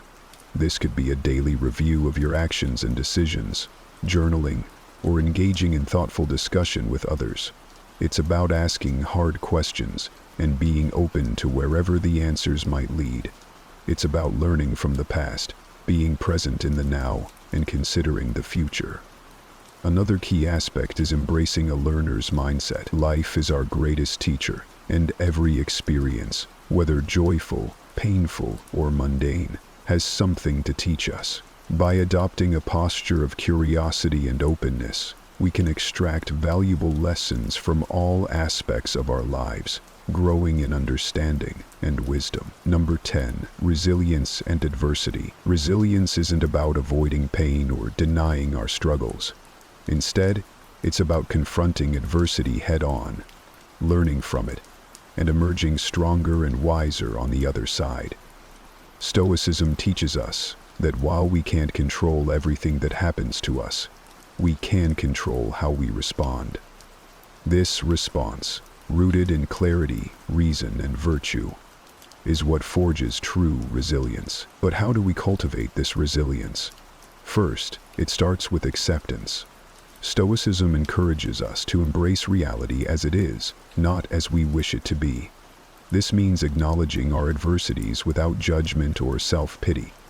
When we face our challenges with acceptance, we conserve our energy for what truly matters, our response and growth. Next, we draw on the power of perspective. The Stoics believe that our judgments about events cause more distress than the events themselves. By adopting a broader perspective, we can see our adversities as part of a larger narrative, one that includes growth, learning, and the potential for transformation. This perspective doesn't diminish our pain, but places it in a context that fosters resilience. Now let's talk about the role of community in building resilience. While Stoicism emphasizes personal virtue and inner strength, it also recognizes our interdependence. We grow and overcome not in isolation, but in the company of others, sharing our struggles, offering support, and receiving wisdom from those who have faced similar trials strengthen our resilience. These connections remind us that we're not alone in our journey. Moreover, resilience is nurtured through practice. Just as a muscle strengthens with use, our capacity for resilience grows as we face and navigate challenges. Every adversity becomes an opportunity to practice Stoic principles, to act with courage, maintain our composure, and choose a response aligned with our values. Resilience is about finding our inner strength and leveraging it to face life's inevitable challenges. It's about using adversity as a catalyst for growth, transformation, and a deeper understanding of our virtues and values. And most importantly, it's about moving forward, armed with the wisdom and fortitude we've gained through our experiences. We've all been there. Life feels like it's spinning out of control. A job loss, a tough breakup, or just the daily rush can leave us feeling stressed and helpless. But what if I told you there's a way not just to get through these tough times, but to actually thrive in the chaos? Today, we're going to explore the wisdom of Seneca, an ancient philosopher who knew how to stay calm and focused, no matter what life threw his way. His Stoic teachings aren't just old ideas, they're practical tips that have helped countless people stay strong, and they can help you too. By the end of this video, you'll have some powerful Stoic strategies to build mental toughness and take control of your emotions, no matter what happens. And stick with me, and let's learn how these timeless lessons can make your life calmer and more centered. Number 1. Focus on one activity at a time. Seneca's wisdom, to be everywhere is to be nowhere, captures a crucial principle that is often overlooked in our modern rush to do more and be more. The idea of focusing on one activity at a time is central to Stoic philosophy and can transform how we approach our daily tasks. In a world that celebrates the myth of multitasking, we need to pause and reconsider the effectiveness of this approach. When we try to multitask, we're spreading our attention thin, which can lead to increased mistakes and decreased quality of work. Marcus Aurelius, another revered Stoic philosopher, echoed this sentiment when he advised, "Concentrate every minute, like a Roman, like a man, on doing what's in front of you with precise and genuine seriousness, tenderly, willingly, with justice, and on freeing yourself from all other distractions." This focus is not just about improving productivity, it's about cultivating a quality of mind that values depth over breadth. Focusing on one activity at a time allows us to immerse ourselves fully in the task at hand.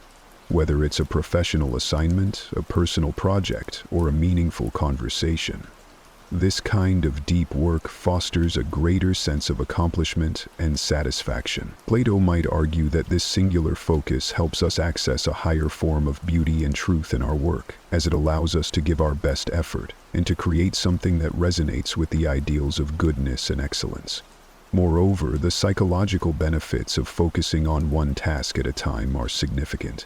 It reduces the cognitive load on our brains, minimizing stress and enhancing our decision-making capabilities. Aristotle, who valued the development of virtues through habitual right action, would likely support this practice as a way to develop the virtue of temperance or self-control, helping us regulate our desire for distraction and immediate gratification. In practicing this focused approach, we not only follow in the footsteps of Stoic philosophers, but also align with the teachings of modern psychology, which suggests that our brains are not wired to handle multiple complex tasks simultaneously.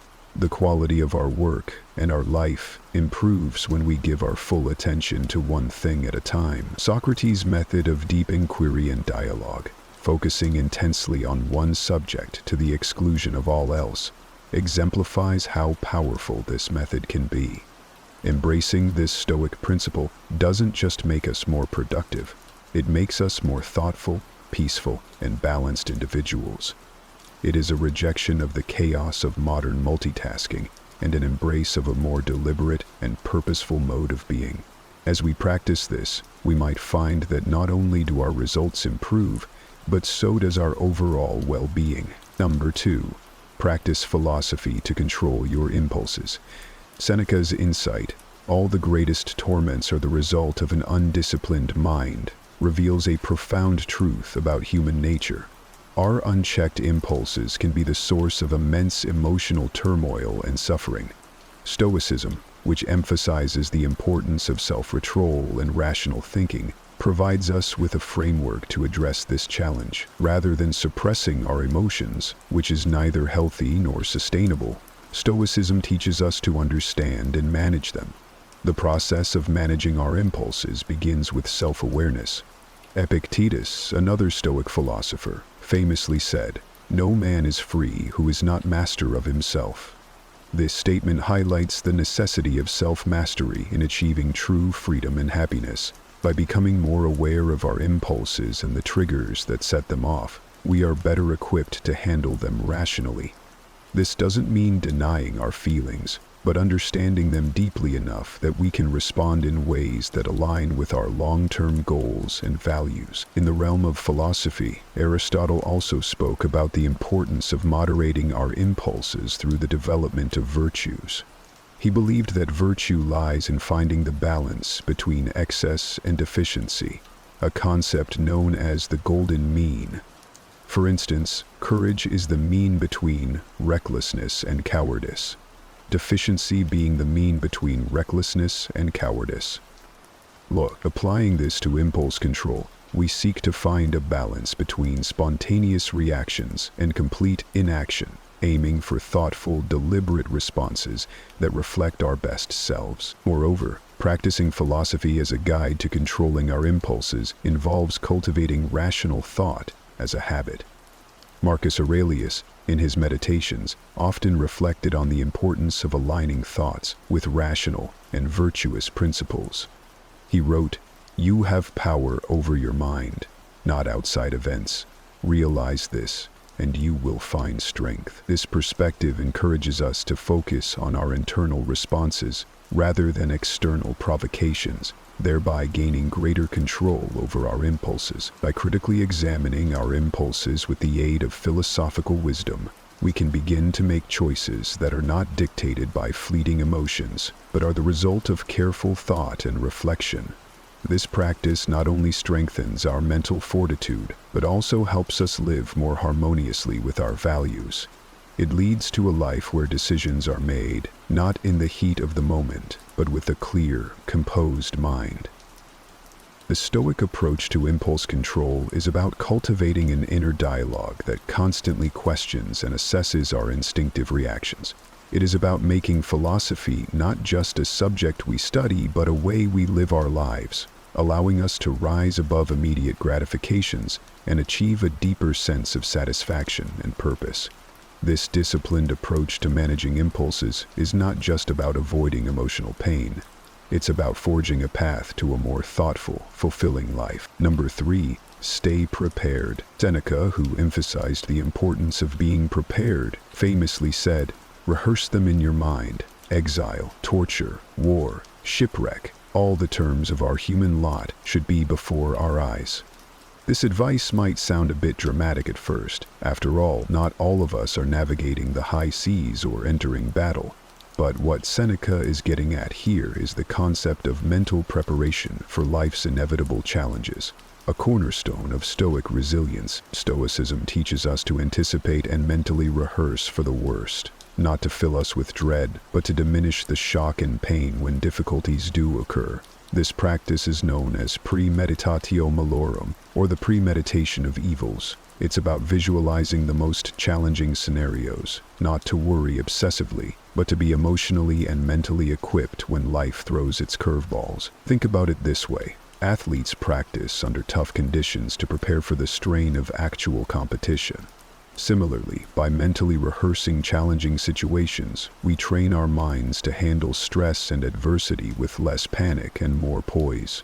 This Stoic practice helps us appreciate our current state, When we realize how much worse things could be, our everyday problems seem less overwhelming. Applying this Stoicism doesn't mean living in constant anxiety about what could go wrong.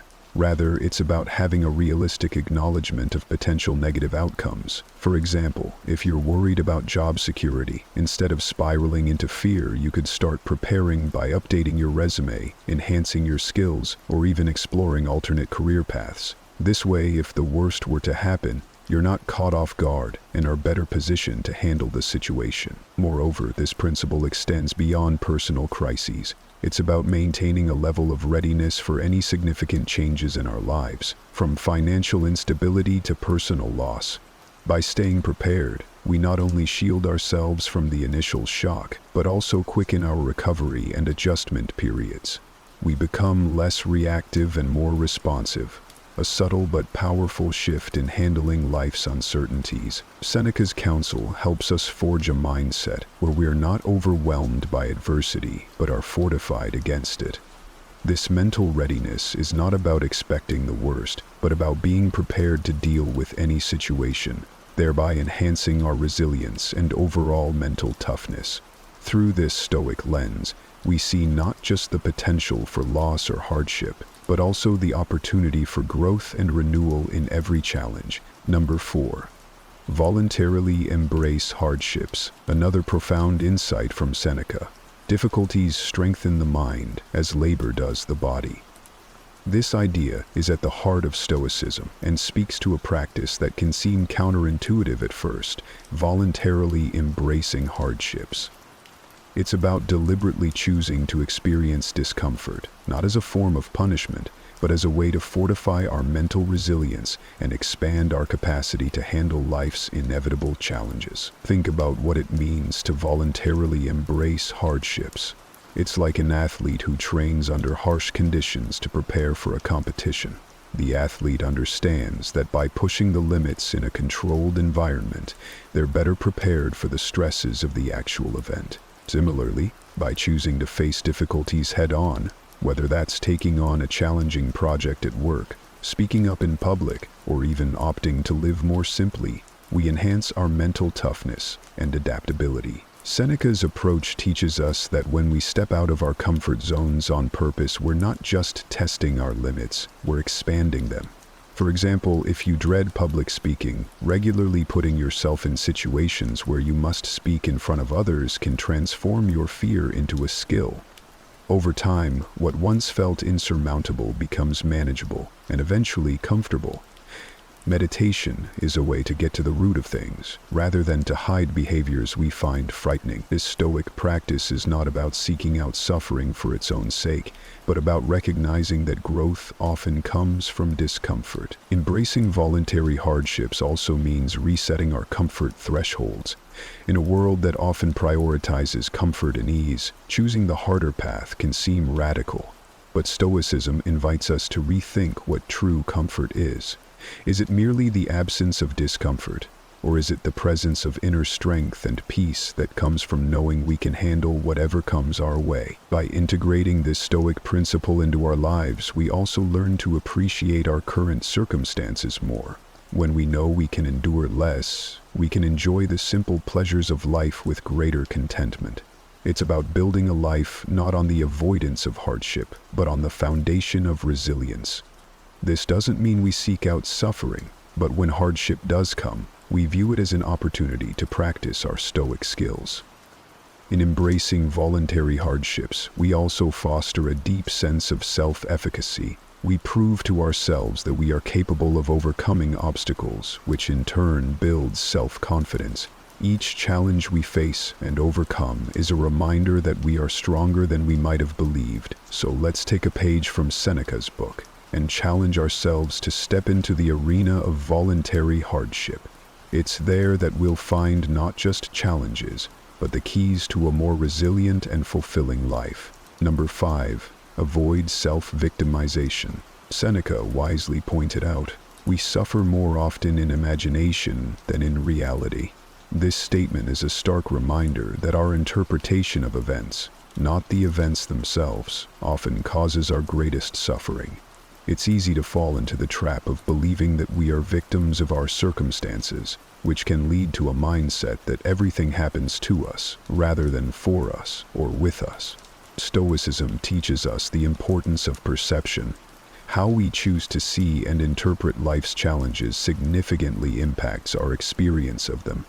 If we view ourselves as passive victims, we surrender our agency and power. However, if we view challenges as opportunities to grow and learn, we maintain control over our responses and are more likely to approach life proactively. Consider a common scenario. Perhaps you didn't get a promotion at work, and your initial reaction is to feel sidelined or discriminated against. While these feelings are valid, Stoicism invites us to examine our reactions critically. Are we perhaps viewing the situation only through a lens of loss and unfairness? What if, instead, we saw this as an opportunity to seek feedback, improve our skills, or even reassess our career path to find a better fit for our aspirations? Avoiding self-victimization doesn't mean ignoring the injustices or difficulties we face. Rather, it means shifting our focus from what happens to us to how we respond to what happens. This shift is powerful. It moves us from a place of passive reaction to active participation in our lives. We stop asking, "Why is this happening to me?" and start asking, "What can I learn from this? How can I grow from this situation?" Stoicism equips us with the tools to detach from our initial emotional responses and see the bigger picture. It's about understanding that while we can't always control external events, we can control our perceptions and reactions. This mental shift is freeing and empowering. It allows us to live with a sense of purpose and resilience, making us better equipped to handle future challenges. Moreover, practicing this Stoic principle enriches our interactions with others. By refusing to cast ourselves as the perpetual victims, we foster healthier relationships characterized by mutual respect and understanding rather than blame and resentment. We become more compassionate as we recognize that just as we are responsible for our happiness, so are others for theirs. In embracing the Stoic way, we liberate ourselves from the chains of self-victimization. We take charge of our narrative, acknowledging that we are the architects of our reality. This empowerment is the essence of Stoicism and the key to a fulfilling and proactive life. So, let's choose to rise above victimhood, not by denying our pain, but by reframing our stories with strength, wisdom, and resilience. Number 6. Spend time in solitude. Seneca's advice to retire into yourself as much as possible emphasizes the value of solitude in Stoic philosophy. This guidance is not an encouragement towards isolation, but rather an invitation to engage in deep self-reflection and introspection. In our fast-paced, interconnected world, the noise of everyday life can drown out our inner voice and hinder our ability to reflect on our personal growth and values. Stoicism teaches us that true solitude is a state of rich self-awareness and not merely a physical state of being alone.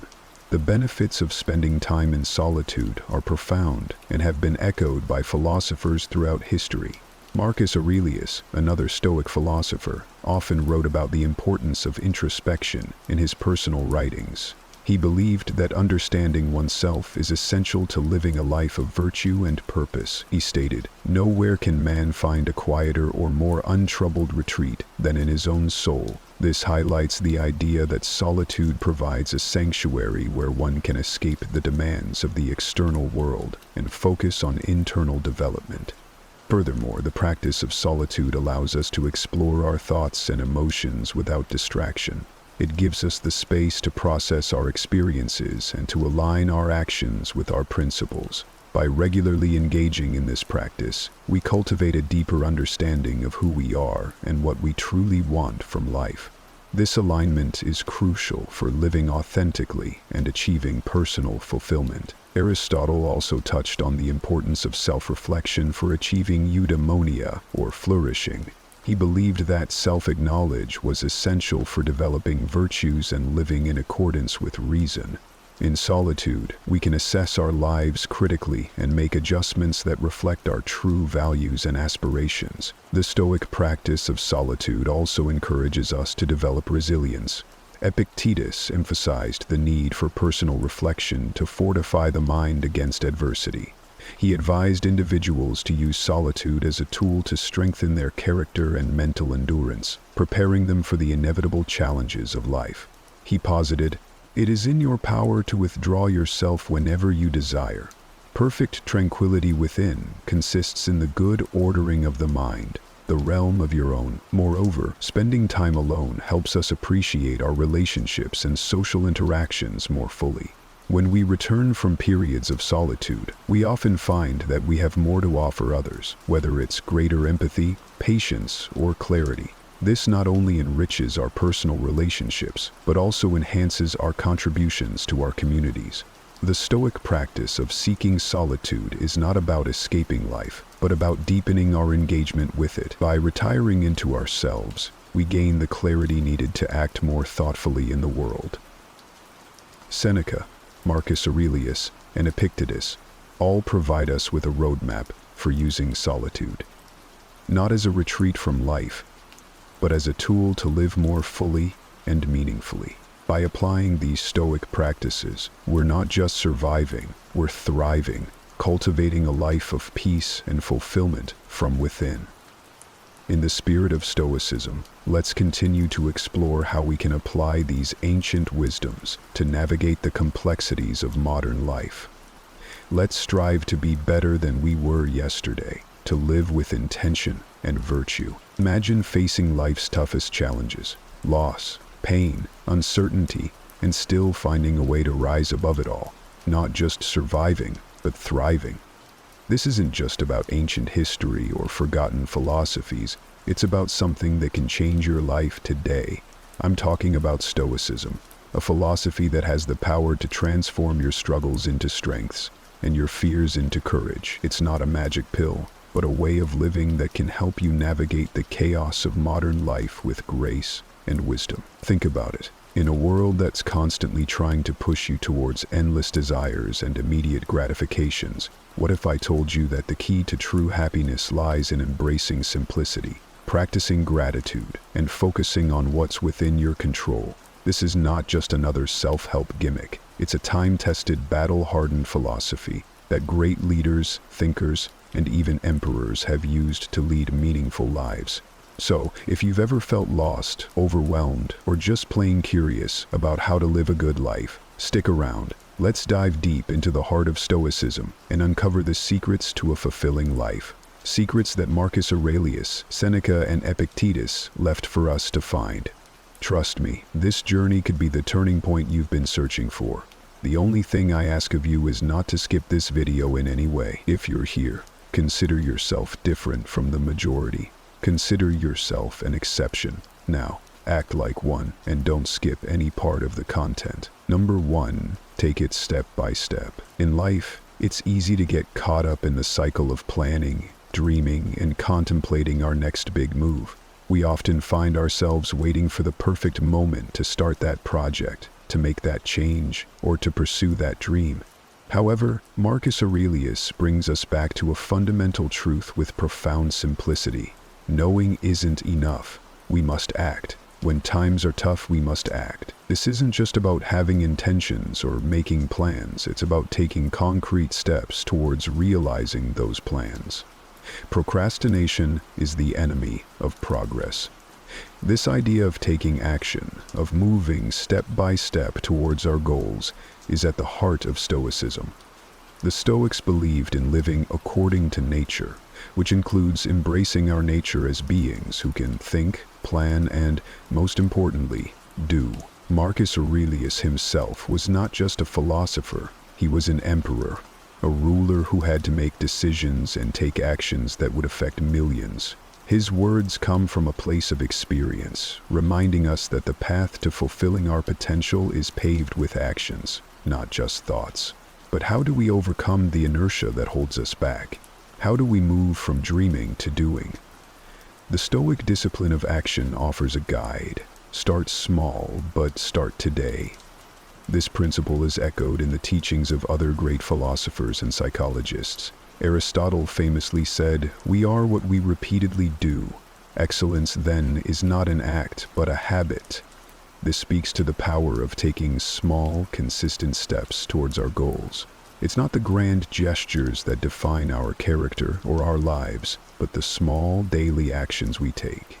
Plato, through his dialogues, taught us about the importance of aligning our actions with our values and ideals. He believed that true knowledge leads to right action. This aligns with the Stoic emphasis on living according to virtue and reason.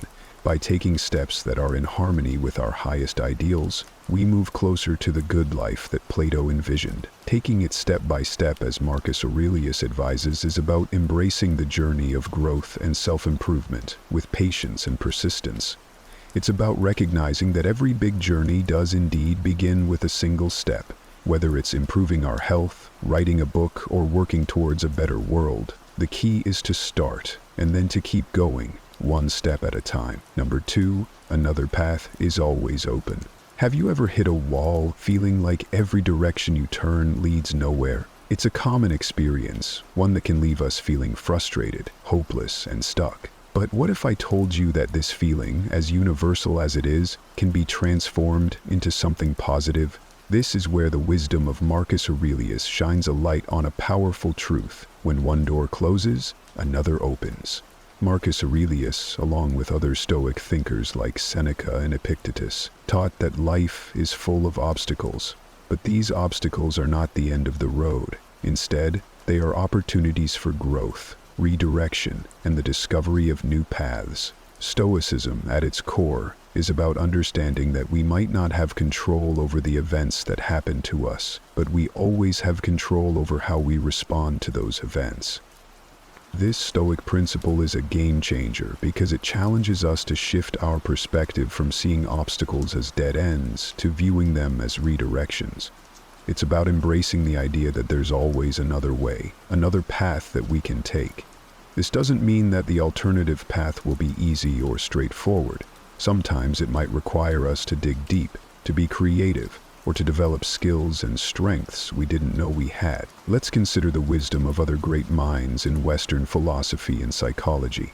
Aristotle once said, "The aim of art is to represent not the outward appearance of things, but their inward significance." This idea resonates with the Stoic view of obstacles.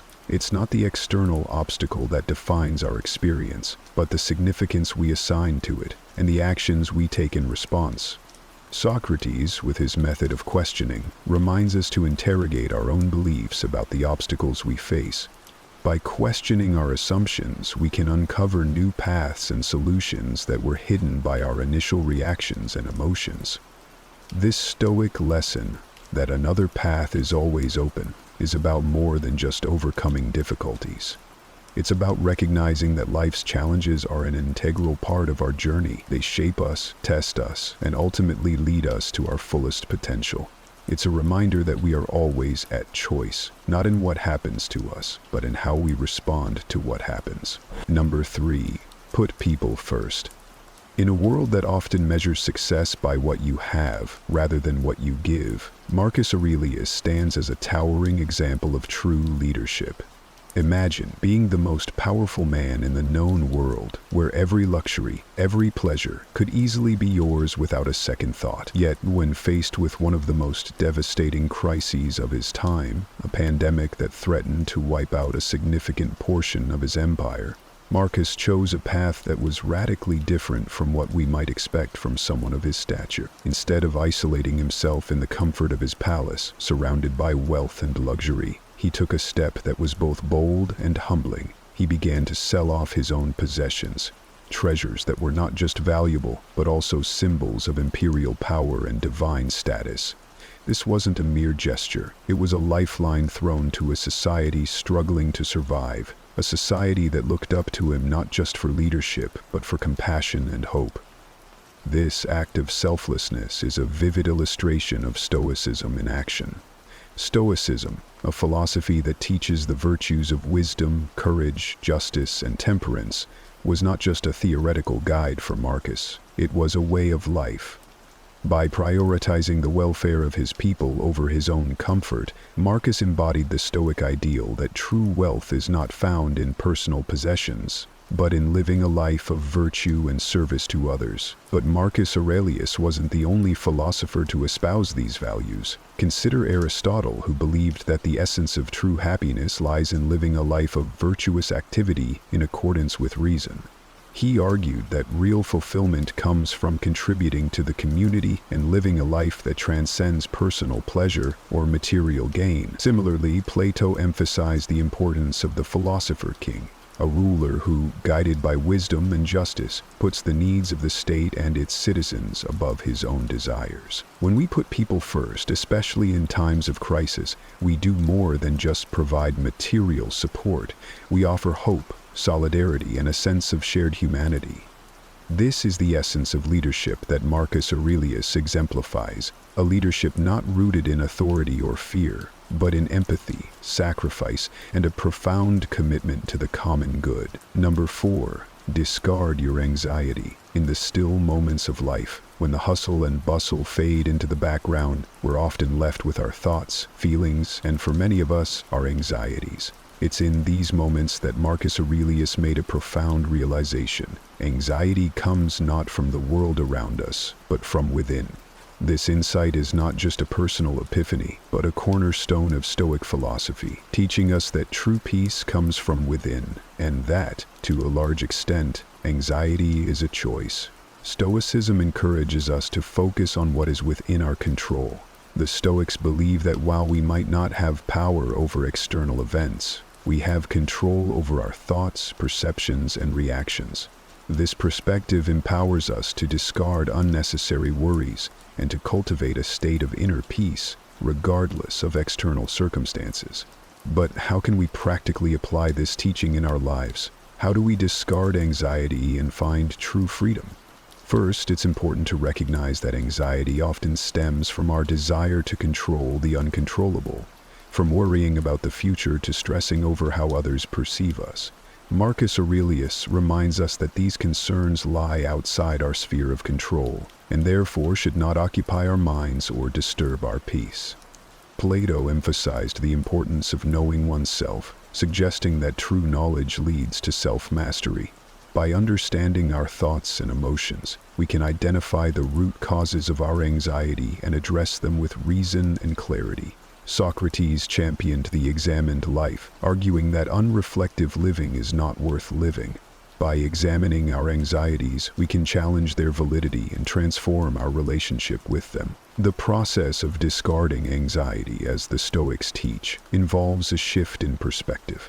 It requires us to let go of our attachment to things beyond our control and to focus instead on our responses. This doesn't mean ignoring our emotions or denying our feelings, but rather observing them with detachment and choosing not to let them dictate our peace. Number 5, well begun is half done. Starting the day on the right foot can set the tone for everything that follows. Marcus Aurelius understood this deeply.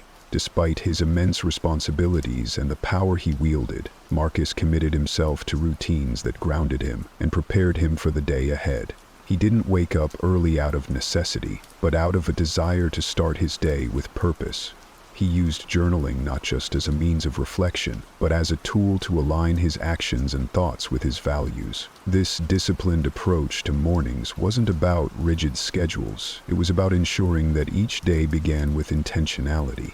The principle of well begun is half done is a testament to the importance of starting our tasks, our projects, and indeed our days in a manner that sets us up for success. It's a principle that transcends time, finding echoes in the wisdom of many other philosophers and psychologists throughout history. Aristotle once highlighted the significance of habits in shaping our character and our lives. He believed that excellence was not an act, but a habit. By beginning our day with routines that reflect our commitment to excellence, we cultivate the habits that lead to a virtuous and fulfilling life. It's not the grand gestures that define us, but the small, consistent actions we take every day. Plato taught us about the world of forms, where the ideal version of everything exists. While we might not reach that ideal, the act of striving towards it is what brings out the best in us. Starting our day with a clear intention is akin to orienting ourselves towards our own ideal form. striving each day to be the best version of ourselves. By embracing the day with intention, we take control of our lives. We set a positive tone that influences everything we do. We remind ourselves of what's truly important and ensure that our actions throughout the day reflect our highest priorities and values. Number 6. Don't resent people. In the intricate tapestry of human relationships, encountering difficult people is inevitable. It's a universal challenge that can test our patience, disrupt our peace, and sometimes provoke resentment. However, Marcus Aurelius offers a transformative perspective on this challenge. He didn't see difficult people as mere obstacles, but as opportunities to cultivate and practice Stoic virtues such as patience, kindness, and understanding. This approach isn't just about managing external relationships. It's about an internal journey towards personal growth and self-mastery. Stoicism teaches us that our reactions to external events, including our interactions with others, are within our control.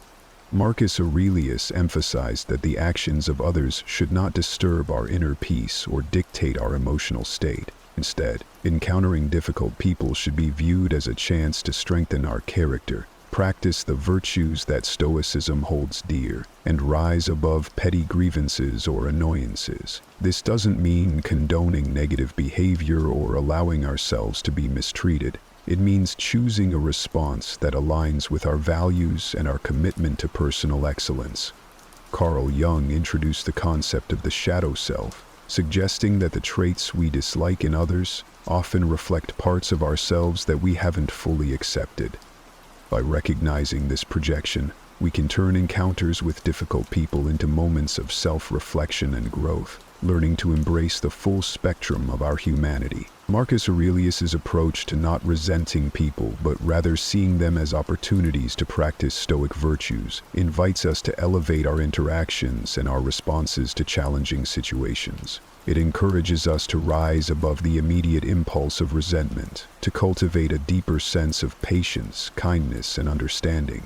This path not only leads to more harmonious relationships, but also to a richer, more virtuous life. Number 7. Be strict with yourself. Navigating the journey of self-improvement and personal growth requires a delicate balance between compassion for others and discipline for oneself. This balance is beautifully encapsulated in the teachings of Marcus Aurelius, who emphasized the importance of being lenient with others while being strict with oneself. This Stoic principle underscores the essence of self-discipline, urging us to take responsibility for our actions, thoughts, and growth, without projecting our expectations onto others. The path to self-discipline is undeniably a solo journey. It's a personal commitment to uphold higher standards for ourselves, to relentlessly pursue self-control, and to continuously strive for self-improvement.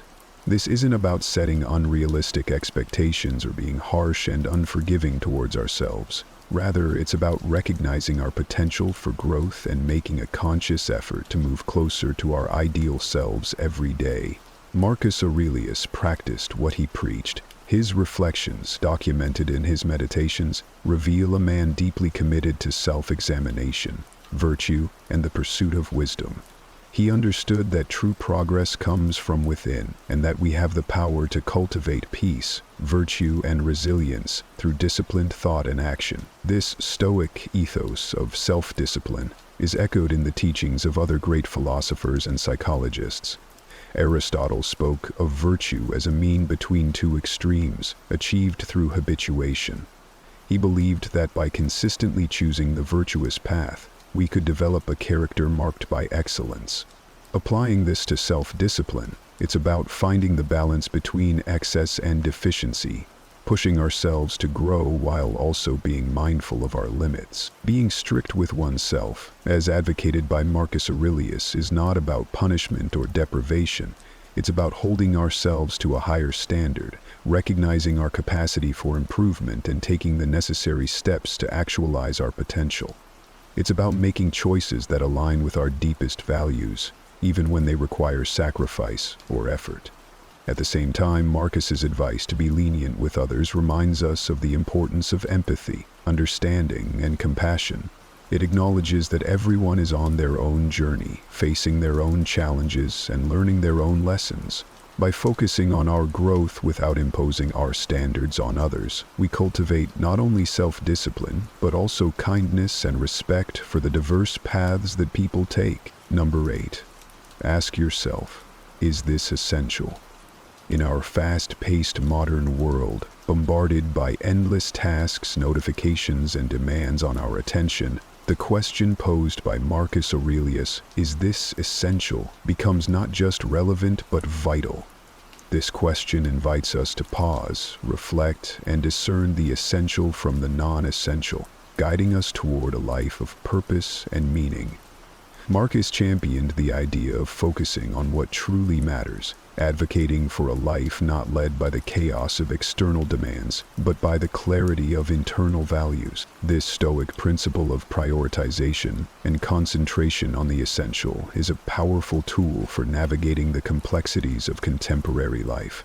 The wisdom of focusing on the essential is echoed across the ages by other great minds in Western philosophy and psychology.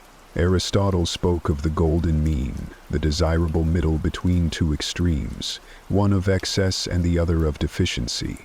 Applying this concept to our daily choices and commitments, we find balance by pursuing activities that are essential for our fulfillment and well-being, avoiding the extremes of overcommitment and apathy. Plato emphasized the pursuit of the good, the true, and the beautiful, ideals that should guide our actions and choices. By asking if something is essential, we align our lives with these higher ideals, ensuring that our actions contribute to our ultimate goals of wisdom, virtue, and beauty. Carl Jung, delving into the depths of the human psyche, highlighted the process of individuation, becoming who we truly are. By concentrating on what is essential, we peel away the layers of societal expectations and superficial desires, getting closer to our authentic selves and the unique path each of us is meant to walk. Amor fati, the love of one's fate, is a call to embrace everything that life throws our way, the good and the bad, with acceptance and enthusiasm. Instead of resisting or lamenting the challenges we face, we learn to see them as opportunities for growth. Number 9. Remember these mantras. Amor fati teaches us to love them, to see them as necessary parts of our journey. Marcus Aurelius, who faced numerous adversities during his reign, embodied this principle by accepting and making the best of his circumstances, no matter how dire.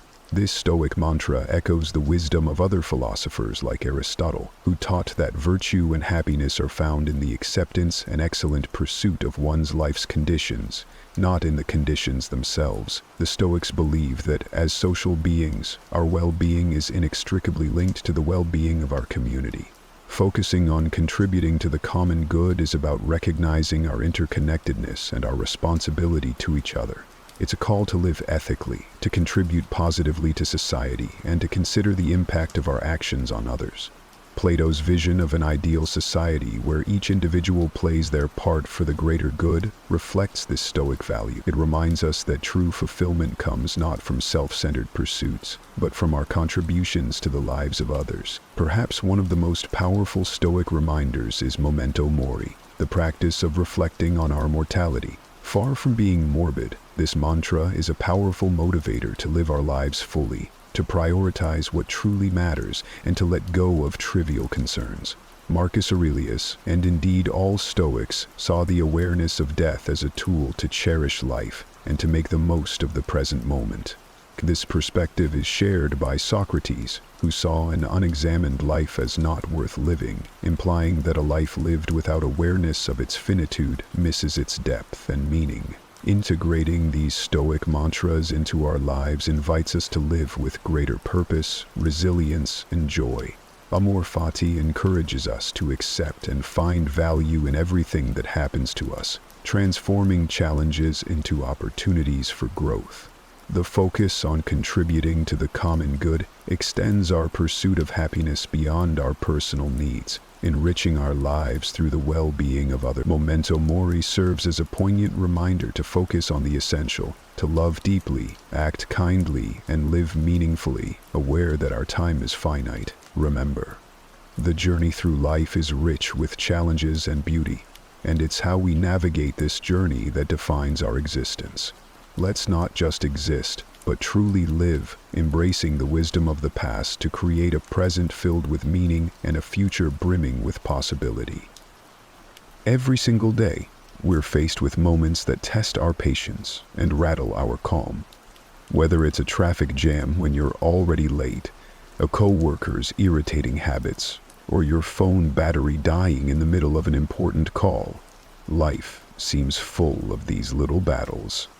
It's not just about these minor irritations, though. It's about how we respond to them that shapes our days and, ultimately, our lives. It's important to remember that everyone feels angry sometimes. It's part of being human.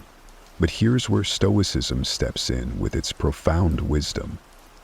Stoicism teaches us that while we can't always control what happens to us, we can control how we respond. This is pivotal in transforming our relationship with anger. Think about it. When something goes wrong or someone frustrates us, our first instinct might be to react with anger. But what if, instead, we paused and considered this reaction? Stoicism encourages us to see these moments as opportunities to practice virtues like patience, understanding, and resilience. By acknowledging anger as a natural emotion, we set the stage for learning how to handle it more effectively. The Stoic philosophers like Epictetus and Marcus Aurelius often discuss the concept of not being swayed by external events, but instead focusing on our internal responses. They believe that our emotions, including anger, come from our judgments about events, not the events themselves. So, when we feel angry, it's often because we're placing a particular value or judgment on what's happened. This understanding opens up a powerful opportunity for us. Each time we feel anger rising, we can ask ourselves, what judgment am I making about this situation? Is there another way to view it? This is not about suppressing or denying your anger. It's about understanding it. By getting to the root of what triggers our anger, we can start to change our responses. For instance, if you get cut off in traffic and feel the anger bubbling up, recognize this as a chance to examine why you react this way. Is it really the action of the other driver, or is it your belief that your route should be obstacle-free? Moreover, acknowledging anger helps us empathize with others who might also struggle with their emotions. This empathy can deepen our connections and improve our interactions. It's about compassion, both for ourselves and for others, as we navigate the complexities of human emotions. This idea is at the heart of Stoic philosophy and is incredibly liberating once you truly grasp it. Think about it. So much of our frustration and anger stems from situations or people we simply can't change, no matter how much we might want to. The Stoics, like the wise Marcus Aurelius, taught that the real power lies in recognizing the difference between what we can control and what we can't. You control your thoughts, your decisions, and your actions. That's it. Everything else is more or less out of your hands, other people's actions, the weather, the past, and much of the future. But here's where it gets interesting. By focusing on our own reactions and attitudes, we reclaim a tremendous amount of power. Instead of wasting energy on the uncontrollable, we invest it in what we can actually influence. Let's make it practical. Say you're working on a group project and someone isn't pulling their weight. It's easy to get frustrated, right? You might even feel your temper rising, but ask yourself, what part of this situation can I actually control? You can't make your teammate work harder, but you can control how you respond to the challenge. Maybe it's a conversation about expectations, or perhaps it's reallocating work within the group. By shifting your focus like this, you not only reduce your own stress, but also open up more constructive ways to address the problem. Another aspect of this Stoic principle is accepting that some things are just beyond our control. This acceptance doesn't mean resignation. It means understanding where our power truly lies. It's about not letting external events dictate your peace of mind. For instance, if you're stuck in traffic and getting irritated because you're going to be late, pause and think, can I control the traffic? No. But what can you control? Your reaction. Maybe you turn on an audiobook or some calming music, or use the time to think through your day. The beauty of focusing on what you can control is that it gradually builds a stronger, more resilient mindset. Over time, you'll find yourself less shaken by life's ups and downs because you know where your responsibilities lie and where they don't. This isn't about suppressing your feelings, but about channeling your energies more productively. It's about being fully present in the moment, aware of where we are and what we're doing, without being overly reactive or overwhelmed by what's going on around us. This aligns beautifully with Stoic teachings, which emphasize awareness of our thoughts and actions and maintaining control over our reactions to external circumstances. So why practice mindfulness? Because it helps us to pause between our experiences and our reactions to them. By becoming more mindful, we can choose responses that align with our values and goals instead of getting swept away by emotions. For example, when someone says something that upsets you, instead of immediately reacting or snapping back, mindfulness allows you to take a step back. You notice your emotional surge, but choose to observe it passively, without acting on it immediately. This space that mindfulness creates is not just calming, it's empowering. It gives you the chance to choose a response that you won't regret later. Let's talk about how to incorporate mindfulness into daily life, because it sounds great in theory, but it's in the practice that the real magic happens. One simple technique is to focus on your breathing. When you find yourself feeling anxious or angry, take a moment to concentrate on deep, slow breaths. This focus pulls your mind away from the triggers of stress or anger and brings you back to what you can control: your breath. Another practical method is what I like to call mindful observation. Choose an ordinary task or moment, like drinking a cup of coffee. Focus all your senses on this experience. Notice the aroma, the heat of the cup in your hands, the taste. This practice of engaging fully with the present moment can transform an ordinary experience into a richer, more textured moment. What's fascinating about this is that it trains your brain to apply the same level of awareness to more challenging situations.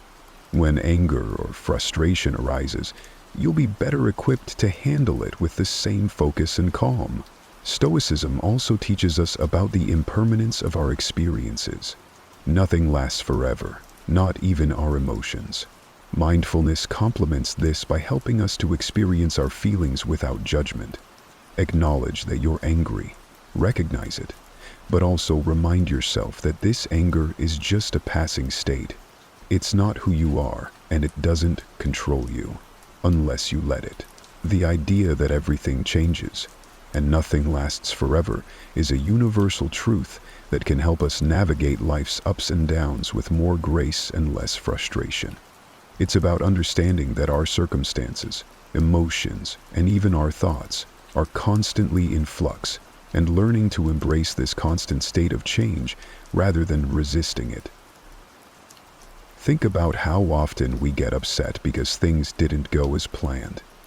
Maybe it was a job promotion that didn't come through, a relationship that ended unexpectedly, or a sudden change in our health. Our first reaction might be to resist these changes, to get angry or sad. But Stoicism invites us to look at these situations differently, through the lens of impermanence. When we truly grasp that nothing is permanent, we start to realize that our anger or disappointment is also temporary. This doesn't diminish the importance of our feelings, but gives us a more balanced perspective on them. Embracing impermanence allows us to live more in the present and worry less about the past and the future. If you know that everything is temporary, you begin to appreciate your experiences and the people around you more deeply. You don't take things for granted because you're aware that circumstances can change at any moment. This awareness can be incredibly freeing. It reduces the sting of negative events and enhances the joy of positive ones. Now, how do we practice accepting impermanence in daily life? Start by reflecting on the transient nature of your surroundings and experiences. For example, watch how the seasons change. Observe how your feelings shift throughout the day, or how your relationships evolve over time. These observations can be reminders that change is the only constant. Another way to integrate this into your life is by adjusting how you respond to disruptions or unexpected changes. Instead of reacting with frustration when something doesn't go your way, take a moment to acknowledge that this change is part of a bigger flow of life. It's an opportunity to adapt and grow. Think about a time when something didn't work out as you had hoped, and then something better came along. Often, it's only in hindsight that we see how these changes were beneficial. Stoicism doesn't just ask us to accept impermanence, it encourages us to find strength in it. Each change and ending is a chance to practice resilience and flexibility. By fostering this mindset, we not only cope with life's challenges more effectively, but also learn to move through them with a sense of peace and anticipation for what's next. The Stoics believe that becoming aware of the root causes of our emotions could lead to greater self-mastery. When we understand our emotions, we are better equipped to respond to life's challenges in ways that are aligned with our values and goals, rather than simply reacting out of habit or impulse. Every emotion we experience, whether it's anger, joy, sadness, or fear, is triggered by our perception. For example, if you feel angry when someone interrupts you while speaking, it's worth exploring why. Is it because you feel disrespected? Or perhaps it reflects a deeper insecurity about your voice being heard. By digging into these questions, you can begin to understand not just your reactions, but also the beliefs and values that underlie them. This understanding is crucial because it gives you the opportunity to change your perceptions and consequently the way you feel. Stoicism teaches us that our emotions are predicated on our judgments. The good news is that judgments can be examined and changed. So when you feel a strong emotion, try to step back and ask yourself, what am I believing right now? Is this belief true? Is it helpful? This kind of questioning can be very powerful. It allows you to shift your perspective and choose a different emotional response, one that serves you better. For instance, if you're feeling anxious about a work presentation, it might be because you believe that you must perform perfectly in order to be respected. But is this really true? Likely, your colleagues value your effort and sincerity more than perfection. Recognizing this can alleviate some of your anxiety and help you approach the situation with more calmness and confidence. Practically speaking, journaling can be an incredibly effective tool for understanding your emotions. By writing down what you feel and exploring why you feel it, you can uncover patterns and triggers that you might not be aware of otherwise. This reflection not only helps in the moment, but also builds a sort of emotional intelligence over time that can make you more resilient and adaptable. Another approach is to discuss your feelings with someone you trust, a friend, a family member, or a mentor. Speaking about your emotions can provide new insights and perspectives that you might not have considered. It's often through dialogue that we come to new understandings about ourselves and our relationships. Embracing the Stoic approach to emotions isn't about suppressing what you feel. On the contrary, it's about engaging with your emotions in a proactive and reflective way. It's about taking control of the narrative of your inner life. By understanding your emotions, you're not just reacting to the world, you're actively shaping your experience of it. Stoicism teaches us the value of patience, not just as a way to endure, but as a method to transform our experiences. Patience, according to Stoic philosophy, isn't just about waiting, it's about how we behave while we wait. It's about maintaining our composure and dignity in the face of life's delays and challenges, understanding that these are often outside our control. In our daily lives, we encounter countless situations that can trigger impatience, from a slow-moving line at the grocery store to a traffic jam or a delayed response from a colleague. Our first instinct might be to feel irritated or stressed, but here's where Stoicism comes into play. It encourages us to see these moments as opportunities to practice virtue. Every instance of delay is a chance to exercise patience, to reinforce our ability to stay calm and collected. So, how can we develop patience in practical terms? One effective approach is to adjust our expectations. Often, our impatience stems from a mismatch between our expectations and reality. If we start by acknowledging that delays and obstacles are natural parts of life, we're less likely to get upset when they occur. This doesn't mean lowering our standards, but rather aligning our expectations with the fact that the world won't always operate according to our preferences. Another key method is to use the moments of waiting as opportunities for growth and reflection. If you're stuck in traffic, instead of fuming over the delay, you can turn it into valuable time, listening to an audiobook, practice deep breathing, or simply reflect on your day. This shift in perspective turns a frustrating situation into a productive or relaxing one. Practicing mindfulness is also a powerful ally in developing patience. By being present in the moment and fully engaging with it, we can distance ourselves from the feelings of urgency and restlessness that often accompany waiting. Mindfulness helps us cultivate a peaceful state of mind that buffers us against the stirrings of impatience. Stoicism not only advocates for patience, but also for understanding the impermanence of our current state. Remembering that this too shall pass can help us endure unpleasant situations, whether it's waiting for a delayed flight or enduring a long recovery from an illness. The knowledge that it is temporary makes it more bearable. Finally, celebrating small victories is crucial in developing patience. When you manage to stay calm during a situation that would normally make you impatient, acknowledge and reward yourself for this achievement. This reinforces the behavior and makes it more likely to become a habit. This is one of those transformative experiences that not only changes the way we relate to others, but also profoundly affects our inner peace. Forgiveness in the Stoic sense is not about condoning wrongdoings or forgetting the harm done. It's about freeing ourselves from the emotional burden that comes from carrying grudges. Forgiveness requires a strong sense of self-awareness and control over one's emotions, qualities that Stoics strive to develop. It involves recognizing that our anger and hurt, while natural and valid responses to perceived injustices, are ultimately within our control. This doesn't mean that the process is simple or immediate. Forgiveness can be challenging. It often requires a deliberate, concerted effort to let go of deep-seated feelings of injustice. Consider the power that comes from deciding not to allow someone else's actions to disturb your inner tranquility. This is the essence of Stoic forgiveness. It's about making a conscious choice to not let past actions continually affect your present state of mind.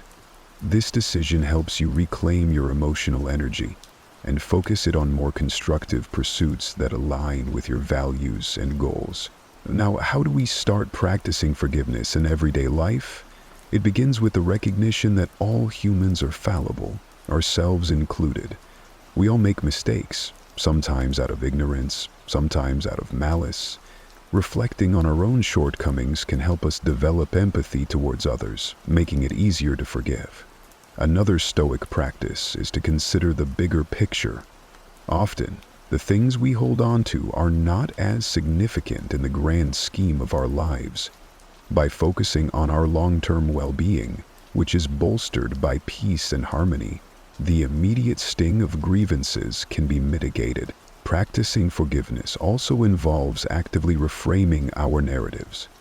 Instead of viewing yourself as a victim, which can perpetuate feelings of anger and helplessness, try to see yourself as a survivor, or even a hero of your story, one who has overcome challenges and emerged stronger. This shift in perspective not only facilitates forgiveness, but also empowers you in your life's journey. Moreover, engaging in meditation or mindfulness exercises can assist in the process. These practices help calm the mind and provide the space needed to process emotions more rationally and less reactively. As you sit quietly and focus on your breath, allow thoughts of forgiveness to enter your mind. Picture those you feel have wronged you and imagine sending them thoughts of goodwill. This doesn't mean you accept the wrong, but you are choosing to release its hold over you. Finally, it's important to understand that forgiveness is a process, sometimes a lengthy one. It doesn't happen all at once, and that's perfectly okay. Each step towards forgiveness, no matter how small, is a step towards a freer, more emotionally balanced life. At its essence, self-control allows us to pause before reacting, giving us the time to consider whether our impulses align with our long-term goals. For instance, if you're trying to lead a healthier lifestyle, self-control is what helps you choose not to eat that late-night junk food. In emotional situations, self-control helps you hold back a harsh word or an angry reply, preserving relationships and maintaining peace of mind. How can we strengthen this essential skill?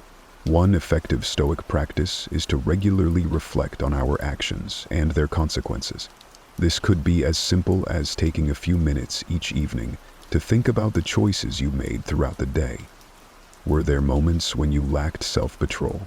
What triggered it? Understanding these patterns is the first step towards managing them. Another powerful technique is to set clear personal rules for behavior based on your values. Stoicism teaches us that living according to rational principles is key to a good life. By setting and following your own rules, for example, not checking your phone during meals or limiting time spent on social media, you exercise self-control in ways that directly improve your daily life and well-being. Visualization is another tool that can be incredibly helpful.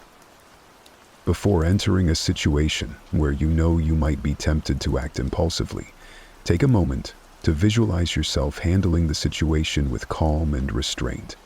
Imagine the satisfaction you'll feel from acting in accordance with your principles. This mental rehearsal can make it much easier to keep your cool in the heat of the moment. It's also beneficial to gradually increase your tolerance for discomfort, which is a big part of what self-control is all about. The Stoics believe that by voluntarily exposing ourselves to discomfort, whether it's cold showers, fasting, or resisting urges, we can strengthen our willpower. These practices teach us that we can endure discomfort and that it's often not as bad as we fear. This realization directly feeds into our ability to exercise self-retreat in more complex emotional or social situations. Lastly, remember that practicing self-control is a journey, not a destination. There will be times when you falter. That's just part of being human. What matters is that you recognize these moments, learn from them, and continue to strive for improvement. Each act of self-control, no matter how small, is a victory in its own right and a step towards becoming a wiser, more balanced person. To further increase the quality of your life, we recommend watching this video on how to deal with the toxic people in your life before they drain all your energy.